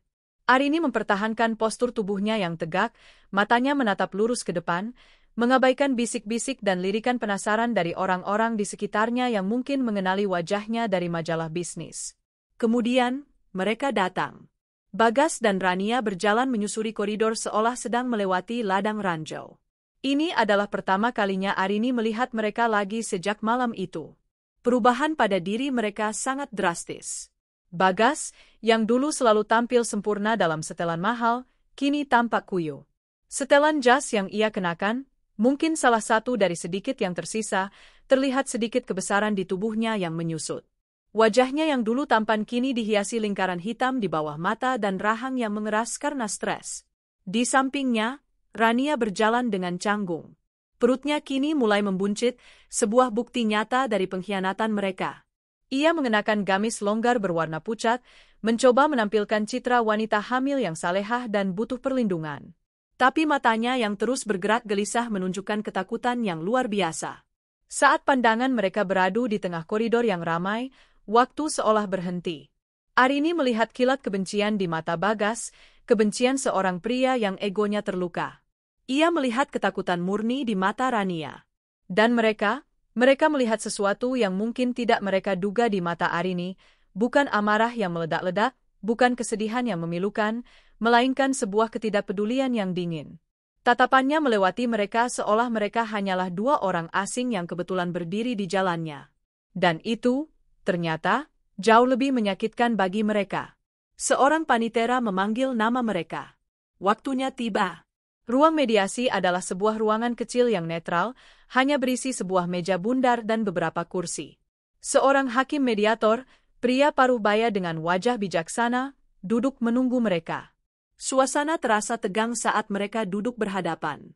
Arini dan Pak Budi di satu sisi, Bagas dan seorang pengacara muda yang tampak gugup di sisi lain. Rania duduk sedikit di belakang Bagas, seperti bayangan yang resah. Sang mediator memulai dengan prosedur standar, suaranya tenang dan menenangkan. Baik, Bapak Bagas, Ibu Arini, tujuan mediasi ini adalah untuk mencari jalan tengah. Hukum memberi kesempatan bagi kedua belah pihak untuk berdamai. Maka dari itu, pertanyaan pertama saya, apakah masih ada kemungkinan untuk rujuk dan memperbaiki rumah tangga ini? Sebelum Pak Budi bisa menjawab, Arini berbicara lebih dulu. Suaranya jernih dan tegas, memenuhi ruangan kecil itu. Dengan segala hormat, Yang Mulia. Tidak ada. Keputusan saya sudah final dan tidak dapat diganggu-gugat. Sang mediator mengangguk, lalu menoleh pada Bagas. Bagaimana dengan Bapak Bagas? Disinilah pertunjukan dimulai. Bagas mencondongkan tubuhnya ke depan, memasang ekspresi paling menyesal yang bisa ia kerahkan. Yang Mulia, katanya dengan suara bergetar. Saya mengaku saya hilaf. Saya telah melakukan kesalahan terbesar dalam hidup saya.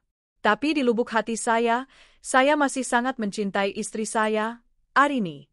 Pernikahan 7 tahun bukanlah waktu yang singkat.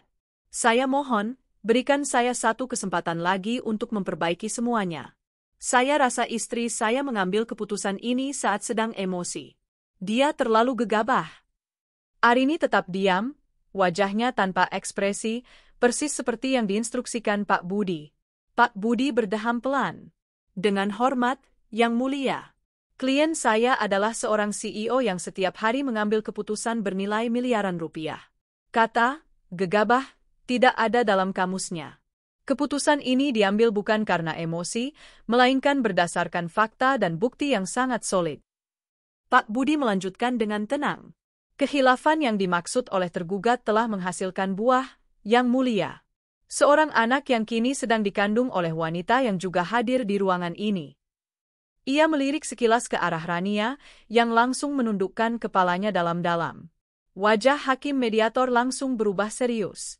Ia menatap perut Rania, lalu kembali menatap Bagas.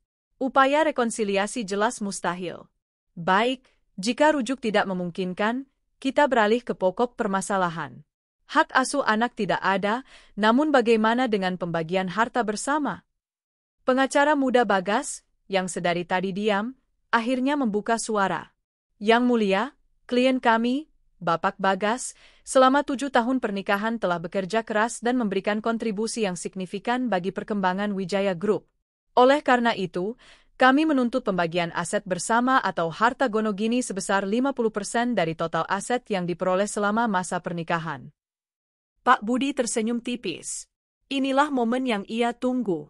Yang Mulia, dengan senang hati kami akan membantah klaim tersebut di pengadilan. Kami memiliki bukti bahwa Wijaya Group adalah perusahaan warisan yang kepemilikan saham mayoritasnya sudah dipegang oleh klien saya jauh sebelum pernikahan. Adapun perkembangan perusahaan, dananya berasal dari aset pribadi klien saya, bukan dari kontribusi tergugat. Ia berhenti sejenak, lalu menjatuhkan bomnya.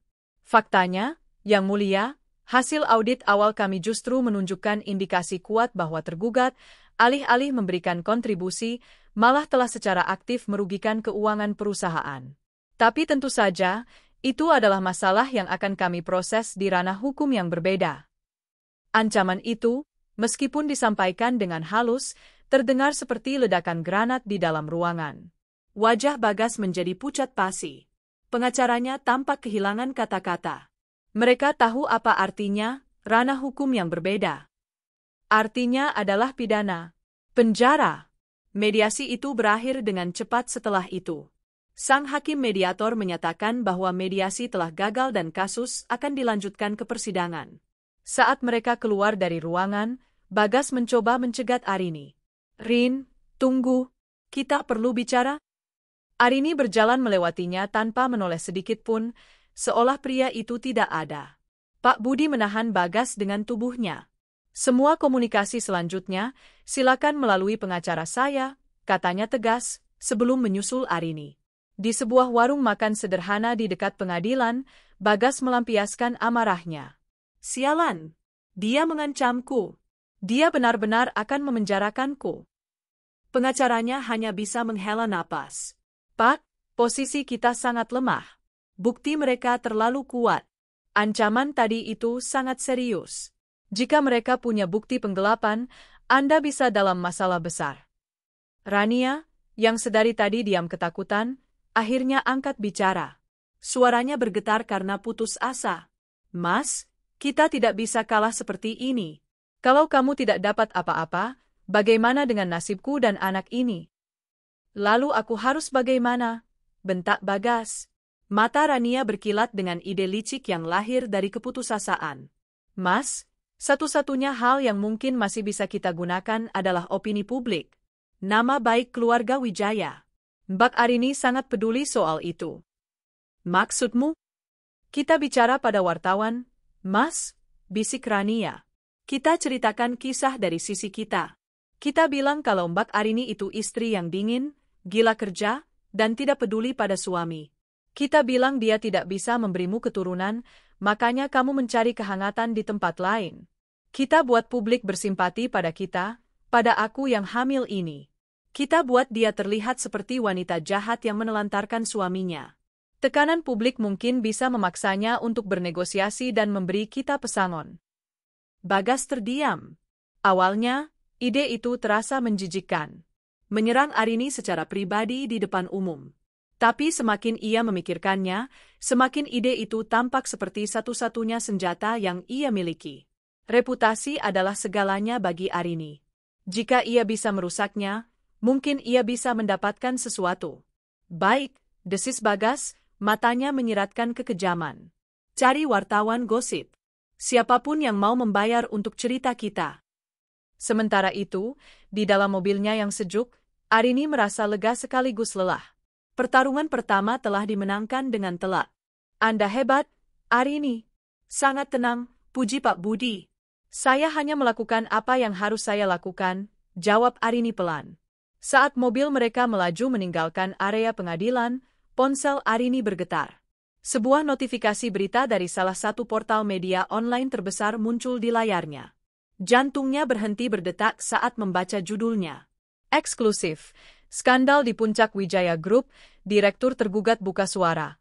"Saya terpaksa mencari kebahagiaan lain karena istri gila kerja dan tak bisa memberi keturunan." Di bawah judul itu, terpampang foto Bagas yang sedang merangkul Rania yang menangis dengan latar belakang gedung pengadilan. Tangan Arini terkepal erat hingga buku-buku jarinya memutih. Wajahnya yang tadi tenang kini mengeras seperti batu pualam. Ia baru saja memenangkan pertempuran di pengadilan, tapi ia tidak menyadari bahwa lawannya telah membuka front pertempuran baru yang jauh lebih kotor dan licik. Perang reputasi. "Jalan terus, Pak," desis Arini pada sopirnya, matanya menatap tajam pada layar ponsel. "Putar balik. Kita ke kantor Pak Budi sekarang. Kita harus siapkan serangan balasan." Bagas mungkin telah kehilangan segalanya, tapi ia masih punya satu hal, mulutnya. Dan ia akan menggunakannya untuk mencoba menyeret Arini ke dalam lumpur bersamanya. Interior mobil Lexus yang biasanya senyap dan menenangkan, kini terasa seperti pusat komando perang yang tegang. Wajah Arini, yang terpantul di layar ponsel yang menyala, sekeras batu granit. Artikel itu, lengkap dengan foto memelas Bagas dan Rania, terasa seperti tamparan api. Setiap kata adalah fitnah yang dirancang dengan keji, istri yang dingin, gila kerja, tidak bisa memberi keturunan. Bagas tidak hanya mencoba menghancurkan pernikahannya, ia mencoba menghancurkan esensi kewanitaannya di mata publik. Putar balik, desis Arini, suaranya rendah dan berbahaya. Kita ke kantor Pak Budi. Sekarang. Sopir itu, merasakan aura mencekam dari majikannya, langsung memutar kemudi tanpa bertanya. Perjalanan kembali ke firma hukum Santoso Arekan dihabiskan dalam keheningan yang mematikan. Arini tidak lagi membaca artikel itu. Ia sudah memahaminya. Ini bukan lagi soal hukum, ini soal narasi. Dan ia tidak akan membiarkan seorang pengkhianat dan pecundang menulis bab terakhir dalam ceritanya. Ruang rapat Pak Budi segera berubah menjadi ruang krisis. Pak Budi sendiri mondar-mandir dengan wajah merah padam karena marah. Ini pencemaran nama baik yang keterlaluan, geramnya. Dasar tidak tahu malu.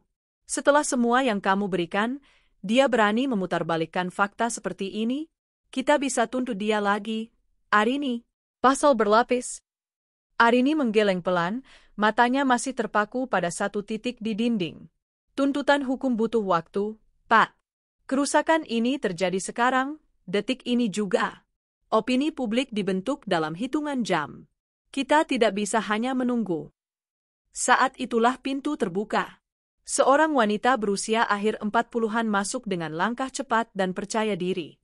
Ia mengenakan blus sutra berwarna zamrud dan celana palazzo hitam, rambutnya dipotong bob asimetris yang tajam. Auranya memancarkan kecerdasan dan ketenangan.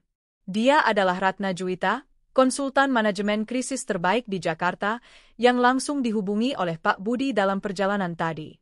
Selamat sore, Bu Arini, Pak Budi, sapa Ratna, suaranya tenang dan terkendali. Ia meletakkan tabletnya di atas meja, menampilkan artikel yang sama. Saya sudah membacanya. Serangan yang klasik. Memainkan peran korban, menggunakan isu personal yang sensitif. Sangat picisan, tapi sayangnya, terkadang efektif jika tidak dilawan dengan cerdas. Lalu apa yang harus kita lakukan? Tanya Arini, menatap langsung ke mata Ratna. Yang jelas, bukan dengan mengeluarkan bantahan melalui siaran pers yang kaku, jawab Ratna. Dan kita juga tidak akan menyerang balik dengan cara yang sama. Ada pepatah lama, jangan pernah bergulat dengan babi. Kalian berdua akan sama-sama kotor, dan babi menyukainya. Bagas ingin menyeret Anda ke levelnya. Kita tidak akan memberinya kepuasan itu. Jadi kita diam saja? Tanya Pak Budi tidak sabar. Bukan diam, koreksi Ratna. Kita akan melakukan sebuah gambit. Sebuah langkah berani yang akan membalikkan seluruh papan permainan. Bu Arini, Anda tidak akan bersembunyi. Anda akan tampil. Arini mengangkat alisnya. Tampil di mana? Kita akan melakukan satu wawancara eksklusif, jelas Ratna. Hanya satu. Bukan dengan wartawan infotainment atau akun gosip. Kita akan memilih jurnalis paling kredibel dan dihormati di negeri ini. Seseorang yang audiensnya cerdas, yang platformnya dikenal berintegritas. Kita akan mendikte narasi kita sendiri dengan cara yang elegan, jujur, dan kuat. Pak Budi tampak ragu. Apakah itu tidak terlalu berisiko? Mereka akan menanyakan hal-hal yang sangat pribadi. Itulah intinya, kata Ratna, matanya kini fokus pada Arini. Mereka telah membuka kotak Pandora berisi masalah pribadi. Kita akan tunjukkan pada publik bagaimana seorang ratu meresponsnya. Bukan dengan amarah, tapi dengan martabat. Bukan dengan menyangkal, tapi dengan membingkai ulang kebenaran. Pertanyaannya, Bu Arini, apakah Anda siap? Arini menatap Ratna lekat-lekat. Ia melihat kilat kecerdasan dan strategi di mata wanita itu. Ini adalah langkah yang menakutkan, mengekspos lukanya di depan jutaan pasang mata. Tapi ia juga tahu, ini adalah satu-satunya cara untuk menang. Saya siap, jawabnya tanpa ragu. Atur saja. 2 hari kemudian, di pavilion rumahnya yang menghadap ke taman, Arini menjalani sesi persiapan intensif bersama Ratna. Ini bukan lagi tentang hukum, tapi tentang psikologi massa.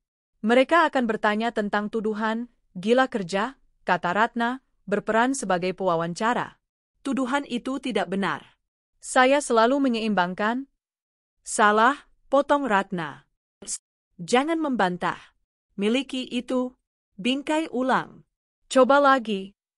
Arini menarik napas. Saya adalah seorang CEO yang memimpin perusahaan peninggalan ayah saya.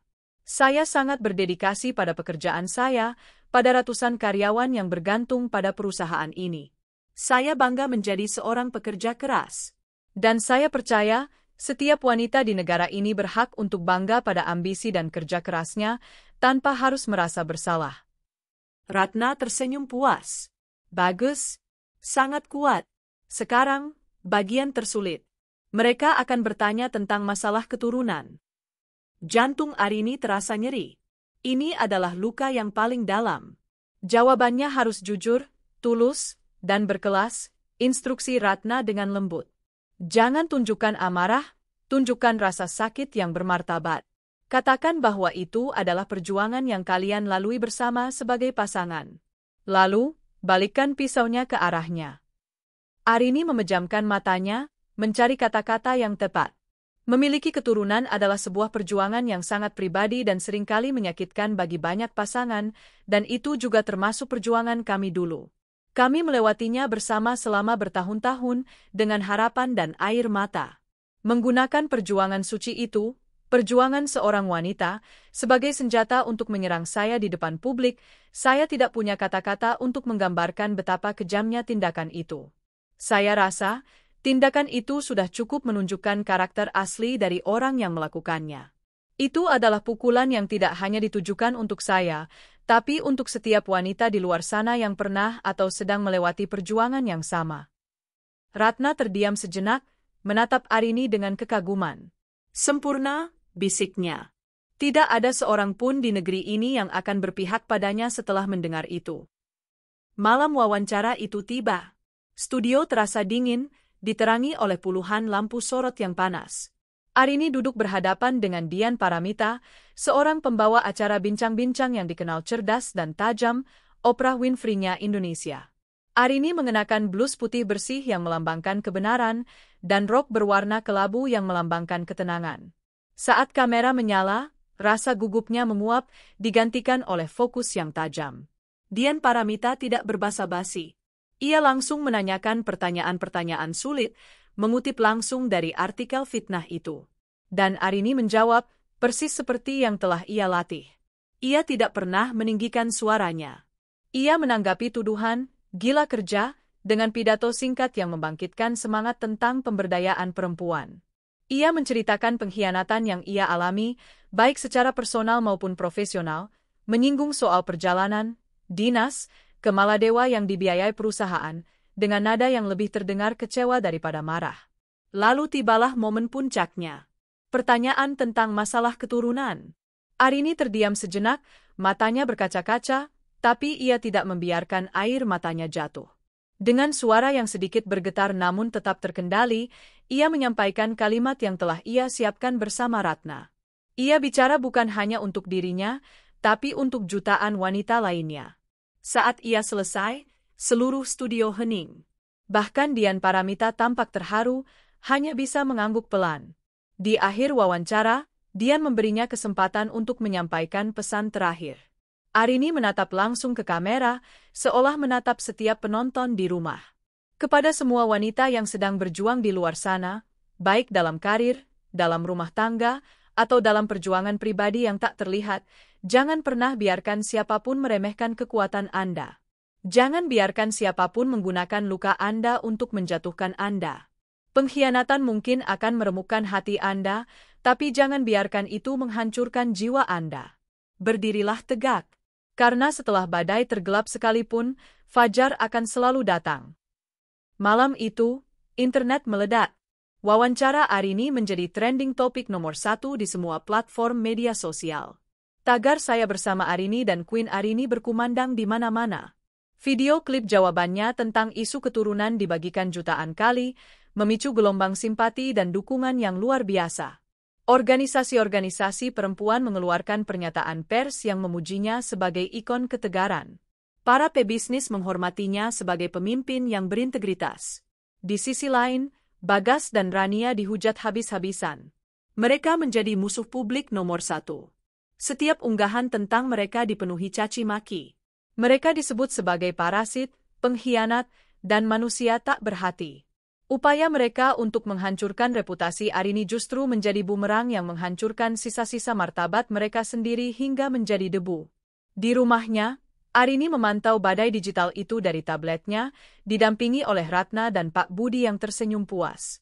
Ia tidak merasakan euforia kemenangan. Ia hanya merasakan kelegaan yang tenang dan dalam. Ponselnya bergetar. Sebuah pesan masuk dari Reza. Isinya singkat, "Kamu bukan hanya ratu bisnis, Rin. Kamu adalah ratu di atas segala ratu. Aku bangga padamu." Untuk pertama kalinya dalam seminggu, Arini tersenyum. Senyum yang tulus, yang mencapai matanya. Ia mungkin telah memenangkan perang opini publik malam itu. Tapi yang lebih penting, ia merasa telah memenangkan kembali sesuatu yang jauh lebih berharga. Dirinya sendiri. 6 bulan setelah wawancara fenomenal itu, gaung dari Gambit Sang Ratu masih terasa di seluruh lanskap sosial dan bisnis Jakarta. Arini Wijaya tidak lagi hanya dikenal sebagai seorang CEO, ia telah menjadi simbol.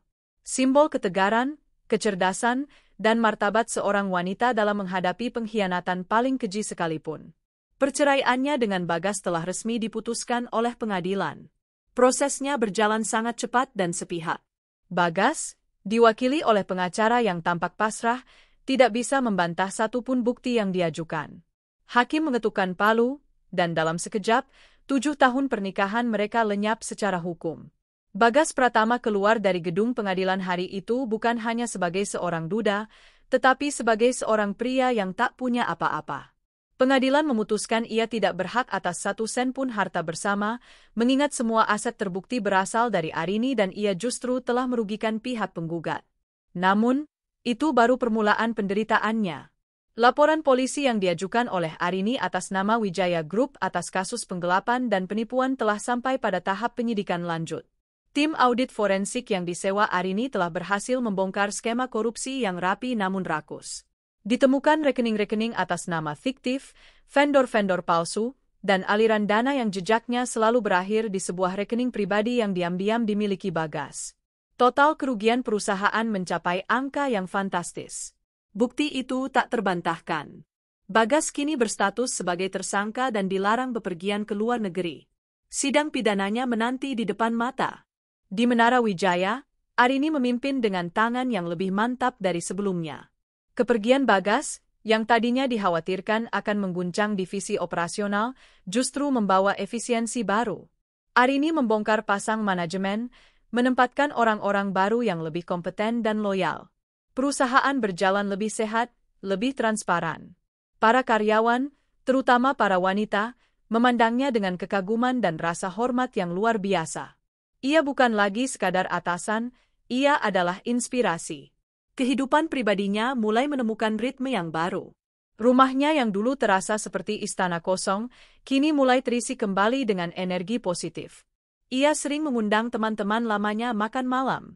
Ia merenovasi total kamar utama mereka, mengubahnya menjadi perpustakaan pribadi dan ruang kerja yang tenang. Ia tidak lari dari kenangan, ia menimpanya dengan kenangan baru yang lebih baik. Hubungannya dengan Reza Gunawan semakin dalam. Mereka bertemu setidaknya sekali seminggu. Terkadang untuk makan malam di restoran yang tenang, terkadang hanya untuk minum kopi dan membicarakan hal-hal sepele, terkadang berjalan-jalan tanpa tujuan di taman kota. Reza adalah antitesis dari Bagas. Ia tidak pernah mencoba menasihati Arini tentang bisnisnya, ia justru pendengar yang baik. Ia tidak terintimidasi oleh kekayaan atau kekuasaan Arini, ia justru mengagumi kecerdasan dan ketangguhannya. Ia tidak pernah menuntut, hanya memberi telinga, memberi tawa, memberi perspektif. Itu adalah persahabatan yang menyembuhkan, sebuah fondasi kokoh yang dibangun di atas runtuhan masa lalunya, meskipun tak satu pun dari mereka yang berani memberinya label lebih dari itu. Sementara itu, di sebuah rumah kontrakan sempit di pinggiran kota, neraka bagi Bagas dan Rania baru saja dimulai. Mereka terpaksa pindah dari rumah orang tua Bagas setelah ayahnya jatuh sakit karena stres dan malu. Bagas, tanpa pekerjaan dan dengan rekening dibekukan, tidak bisa berbuat apa-apa. Rania telah melahirkan seorang bayi laki-laki. Anak yang tadinya ia harapkan akan menjadi tiketnya menuju kehidupan mewah, kini menjadi pengingat abadi dari bencana yang ia ciptakan. Cinta di antara Rania dan Bagas telah menguap sepenuhnya, digantikan oleh pertengkaran sengit setiap hari. Mereka bertengkar tentang uang susu, tentang popok, tentang biaya sewa rumah yang menunggak, tentang masa depan yang gelap gulita. Bagas menghabiskan hari-harinya merokok di teras, dihantui oleh bayangan sidang pidana dan tatapan dingin Arini di ruang pengadilan. Ia telah mencoba menghubungi semua teman-teman lamanya, tapi tak satu pun yang mau mengangkat teleponnya. Ia adalah paria, pria yang citranya telah hancur lebur di mata publik. Rania, di sisi lain, terperangkap dalam siklus mengurus bayi, mencuci, dan menangisi nasibnya. Ia sering menatap putranya dan bertanya-tanya, untuk apa semua ini? Ia mengkhianati sepupunya yang telah mengangkatnya dari lumpur, hanya untuk kembali tercebur ke dalam lumpur yang lebih dalam dan pekat. Sesekali, saat malam hari, ia membuka ponselnya dan melihat foto-foto kehidupan glamor Arini di media sosial. Setiap foto terasa seperti tusukan belati di hatinya yang penuh iri dan penyesalan, bukan penyesalan atas perbuatannya, tapi penyesalan atas apa yang telah ia hilangkan. 2 tahun membawa banyak perubahan. Palu hakim di pengadilan negeri telah menetapkan nasib Bagas Pratama. Dengan bukti-bukti yang tak terbantahkan dari tim audit, ia divonis bersalah atas kasus penggelapan dalam jabatan dan dijatuhi hukuman 5 tahun penjara. Dunia Bagas yang gemerlap berakhir di balik jeruji besi yang dingin. Di dalam selnya yang sempit, ia akhirnya punya banyak waktu untuk merenung. Keangkuhan dan keserakahannya telah luntur, digantikan oleh penyesalan yang pahit dan terlambat. Ia seringkali mengingat senyum tulus Arini, tawa mereka di awal pernikahan, dan semua kesempatan yang telah ia sia-siakan. Ia kehilangan segalanya bukan saat Arini mengusirnya, tapi saat ia pertama kali memutuskan untuk mengkhianati wanita itu. Arini Wijaya, di sisi lain, berada di puncak dunianya. Di bawah kepemimpinannya, Wijaya Group berhasil melakukan ekspansi ke pasar Asia Tenggara. Ia sering tampil sebagai pembicara di forum-forum bisnis internasional, diakui sebagai salah satu pemimpin wanita paling berpengaruh di kawasan itu. Namun, pencapaian terbesarnya bukanlah dalam bisnis. Terinspirasi dari pengalamannya sendiri, ia mendirikan Yayasan Fajar Wijaya. Sebuah organisasi nirlaba yang didedikasikan untuk membantu para wanita korban kekerasan dalam rumah tangga dan para ibu tunggal yang berjuang secara ekonomi. Yayasan itu menyediakan bantuan hukum, pelatihan keterampilan, dan dukungan psikologis. Arini tidak hanya mendanainya, ia terlibat secara aktif, seringkali berbagi kisahnya untuk memberi kekuatan pada wanita lain. Ia telah mengubah lukanya yang paling dalam menjadi sumber kekuatan bagi ribuan orang. Hubungannya dengan Reza telah mekar menjadi sebuah cinta yang matang dan tenang. Setahun yang lalu, di sebuah pantai pribadi di Lombok saat matahari terbenam, Reza melamarnya. Bukan dengan cincin berlian raksasa, tapi dengan sebuah cincin sederhana yang ia desain sendiri, yang melambangkan awal yang baru. Aku tidak ingin menjadi rajamu, Rin, kata Reza saat itu. Aku hanya ingin menjadi partner terbaikmu, dalam suka dan duka, dalam rapat dewan direksi maupun saat memilih warna cat dinding. Aku hanya ingin berjalan di sampingmu, bukan di depan atau di belakangmu. Arini menangis saat menerima lamaran itu. Itu adalah semua yang tidak pernah ia dapatkan dari Bagas, sebuah janji kesetaraan, rasa hormat, dan cinta yang tulus. Rania berjuang keras untuk bertahan hidup. Setelah Bagas dipenjara, ia benar-benar sendirian. Ia bekerja sebagai pelayan di sebuah warung makan, mendapatkan upah yang pas-pasan untuk membayar sewa kamar kos dan menghidupi putranya, Bintang. Kehidupan terasa sangat berat. Ia harus menitipkan Bintang pada tetangganya saat bekerja. Ia seringkali hanya makan sekali sehari agar putranya bisa minum susu. Tidak ada lagi tas bermerek, tidak ada lagi makan malam mewah. Hanya ada kerja keras dan kelelahan. Ia telah belajar pelajarannya dengan cara yang paling keras. Keserakahan telah membawanya ke titik terendah dalam hidupnya. Namun, di tengah semua kesulitan itu, ada satu hal yang menjadi cahayanya, putranya. Bintang adalah satu-satunya alasan ia bangun setiap pagi. Cintanya pada sang anak adalah satu-satunya hal tulus yang tersisa dalam hidupnya. Ia tidak lagi membenci Arini, ia hanya lelah. Ia telah menerima takdirnya. 5 tahun setelah malam konfrontasi yang mengubah segalanya, taman belakang di rumah Arini di Menteng dipenuhi oleh suara tawa anak-anak. Sebuah pesta ulang tahun kecil yang hangat sedang dirayakan. Arini, kini berusia akhir 30-an, tampak lebih bercahaya dari sebelumnya. Ia tidak lagi mengenakan baju zirah korporatnya, hari itu ia mengenakan gaun musim panas yang cerah. Ia tertawa lepas saat mengawasi suaminya, Reza, yang sedang berpura-pura menjadi monster untuk dikejar oleh putri kecil mereka yang berusia 3 tahun, Aira. Pernikahan mereka, yang dilangsungkan 3 tahun lalu, adalah sebuah perayaan cinta yang intim dan indah. Dan setahun kemudian, keajaiban yang dulu ia pikir mustahil, terjadi. Ia hamil. Kehadiran Aira adalah penutup sempurna dari luka masa lalunya. Kisah tentang istri yang tidak bisa memberi keturunan, kini hanya menjadi gema samar dari masa lalu yang kelam, sebuah narasi palsu yang telah ia patahkan dengan kebahagiaannya sendiri. Di sudut taman, Pak Budi yang kini sudah mulai menua, tersenyum bahagia melihat pemandangan itu. Ratna Juwita juga ada di sana, kini menjadi salah satu sahabat terdekat Arini. Mereka telah melalui perang bersama, dan kini mereka menikmati kedamaian bersama. Bagas telah bebas dari penjara beberapa bulan yang lalu. Ia keluar sebagai pria yang berbeda, lebih pendiam, lebih kurus, dengan tatapan mata yang kosong. Catatan kriminal membuatnya mustahil untuk kembali ke dunia korporat. Ia kini bekerja sebagai staf administrasi di sebuah perusahaan logistik kecil, pekerjaan yang dulu akan ia pandang sebelah mata. Suatu sore, saat sedang dalam perjalanan pulang dengan bus kota, ia melihat sebuah mobil yang ia kenal berhenti di sampingnya saat lampu merah. Di dalamnya, ia melihat Arini sedang tertawa bersama seorang pria dan seorang anak kecil di kursi belakang. Hatinya terasa seperti diremas. Ia melihat dengan mata kepalanya sendiri semua kebahagiaan yang telah ia buang dengan sembrono. Ia tidak merasa marah, hanya kehampaan yang luar biasa. Ia cepat-cepat membuang muka saat Arini tanpa sengaja menoleh ke arahnya, dan bersyukur kaca bus yang kotor menyembunyikan wajahnya. Rania telah menemukan kedamaiannya sendiri. Ia berhasil menabung sedikit demi sedikit dan membuka warung nasi kecil di dekat kontrakannya. Hidupnya masih sederhana, tapi kini ia adalah bos bagi dirinya sendiri. Putranya, Bintang, sudah mulai masuk sekolah dasar. Ia adalah anak yang cerdas dan ceria. Rania tidak pernah memberitahunya siapa ayahnya. Baginya, masa lalu biarlah terkubur. Ia fokus membesarkan putranya menjadi laki-laki yang baik, yang tidak akan pernah mengulangi kesalahan ayahnya. Arini berdiri di tepi kolam renang, memeluk Reza dari belakang saat mereka memandangi Aira yang sedang meniup lilin di kue ulang tahunnya.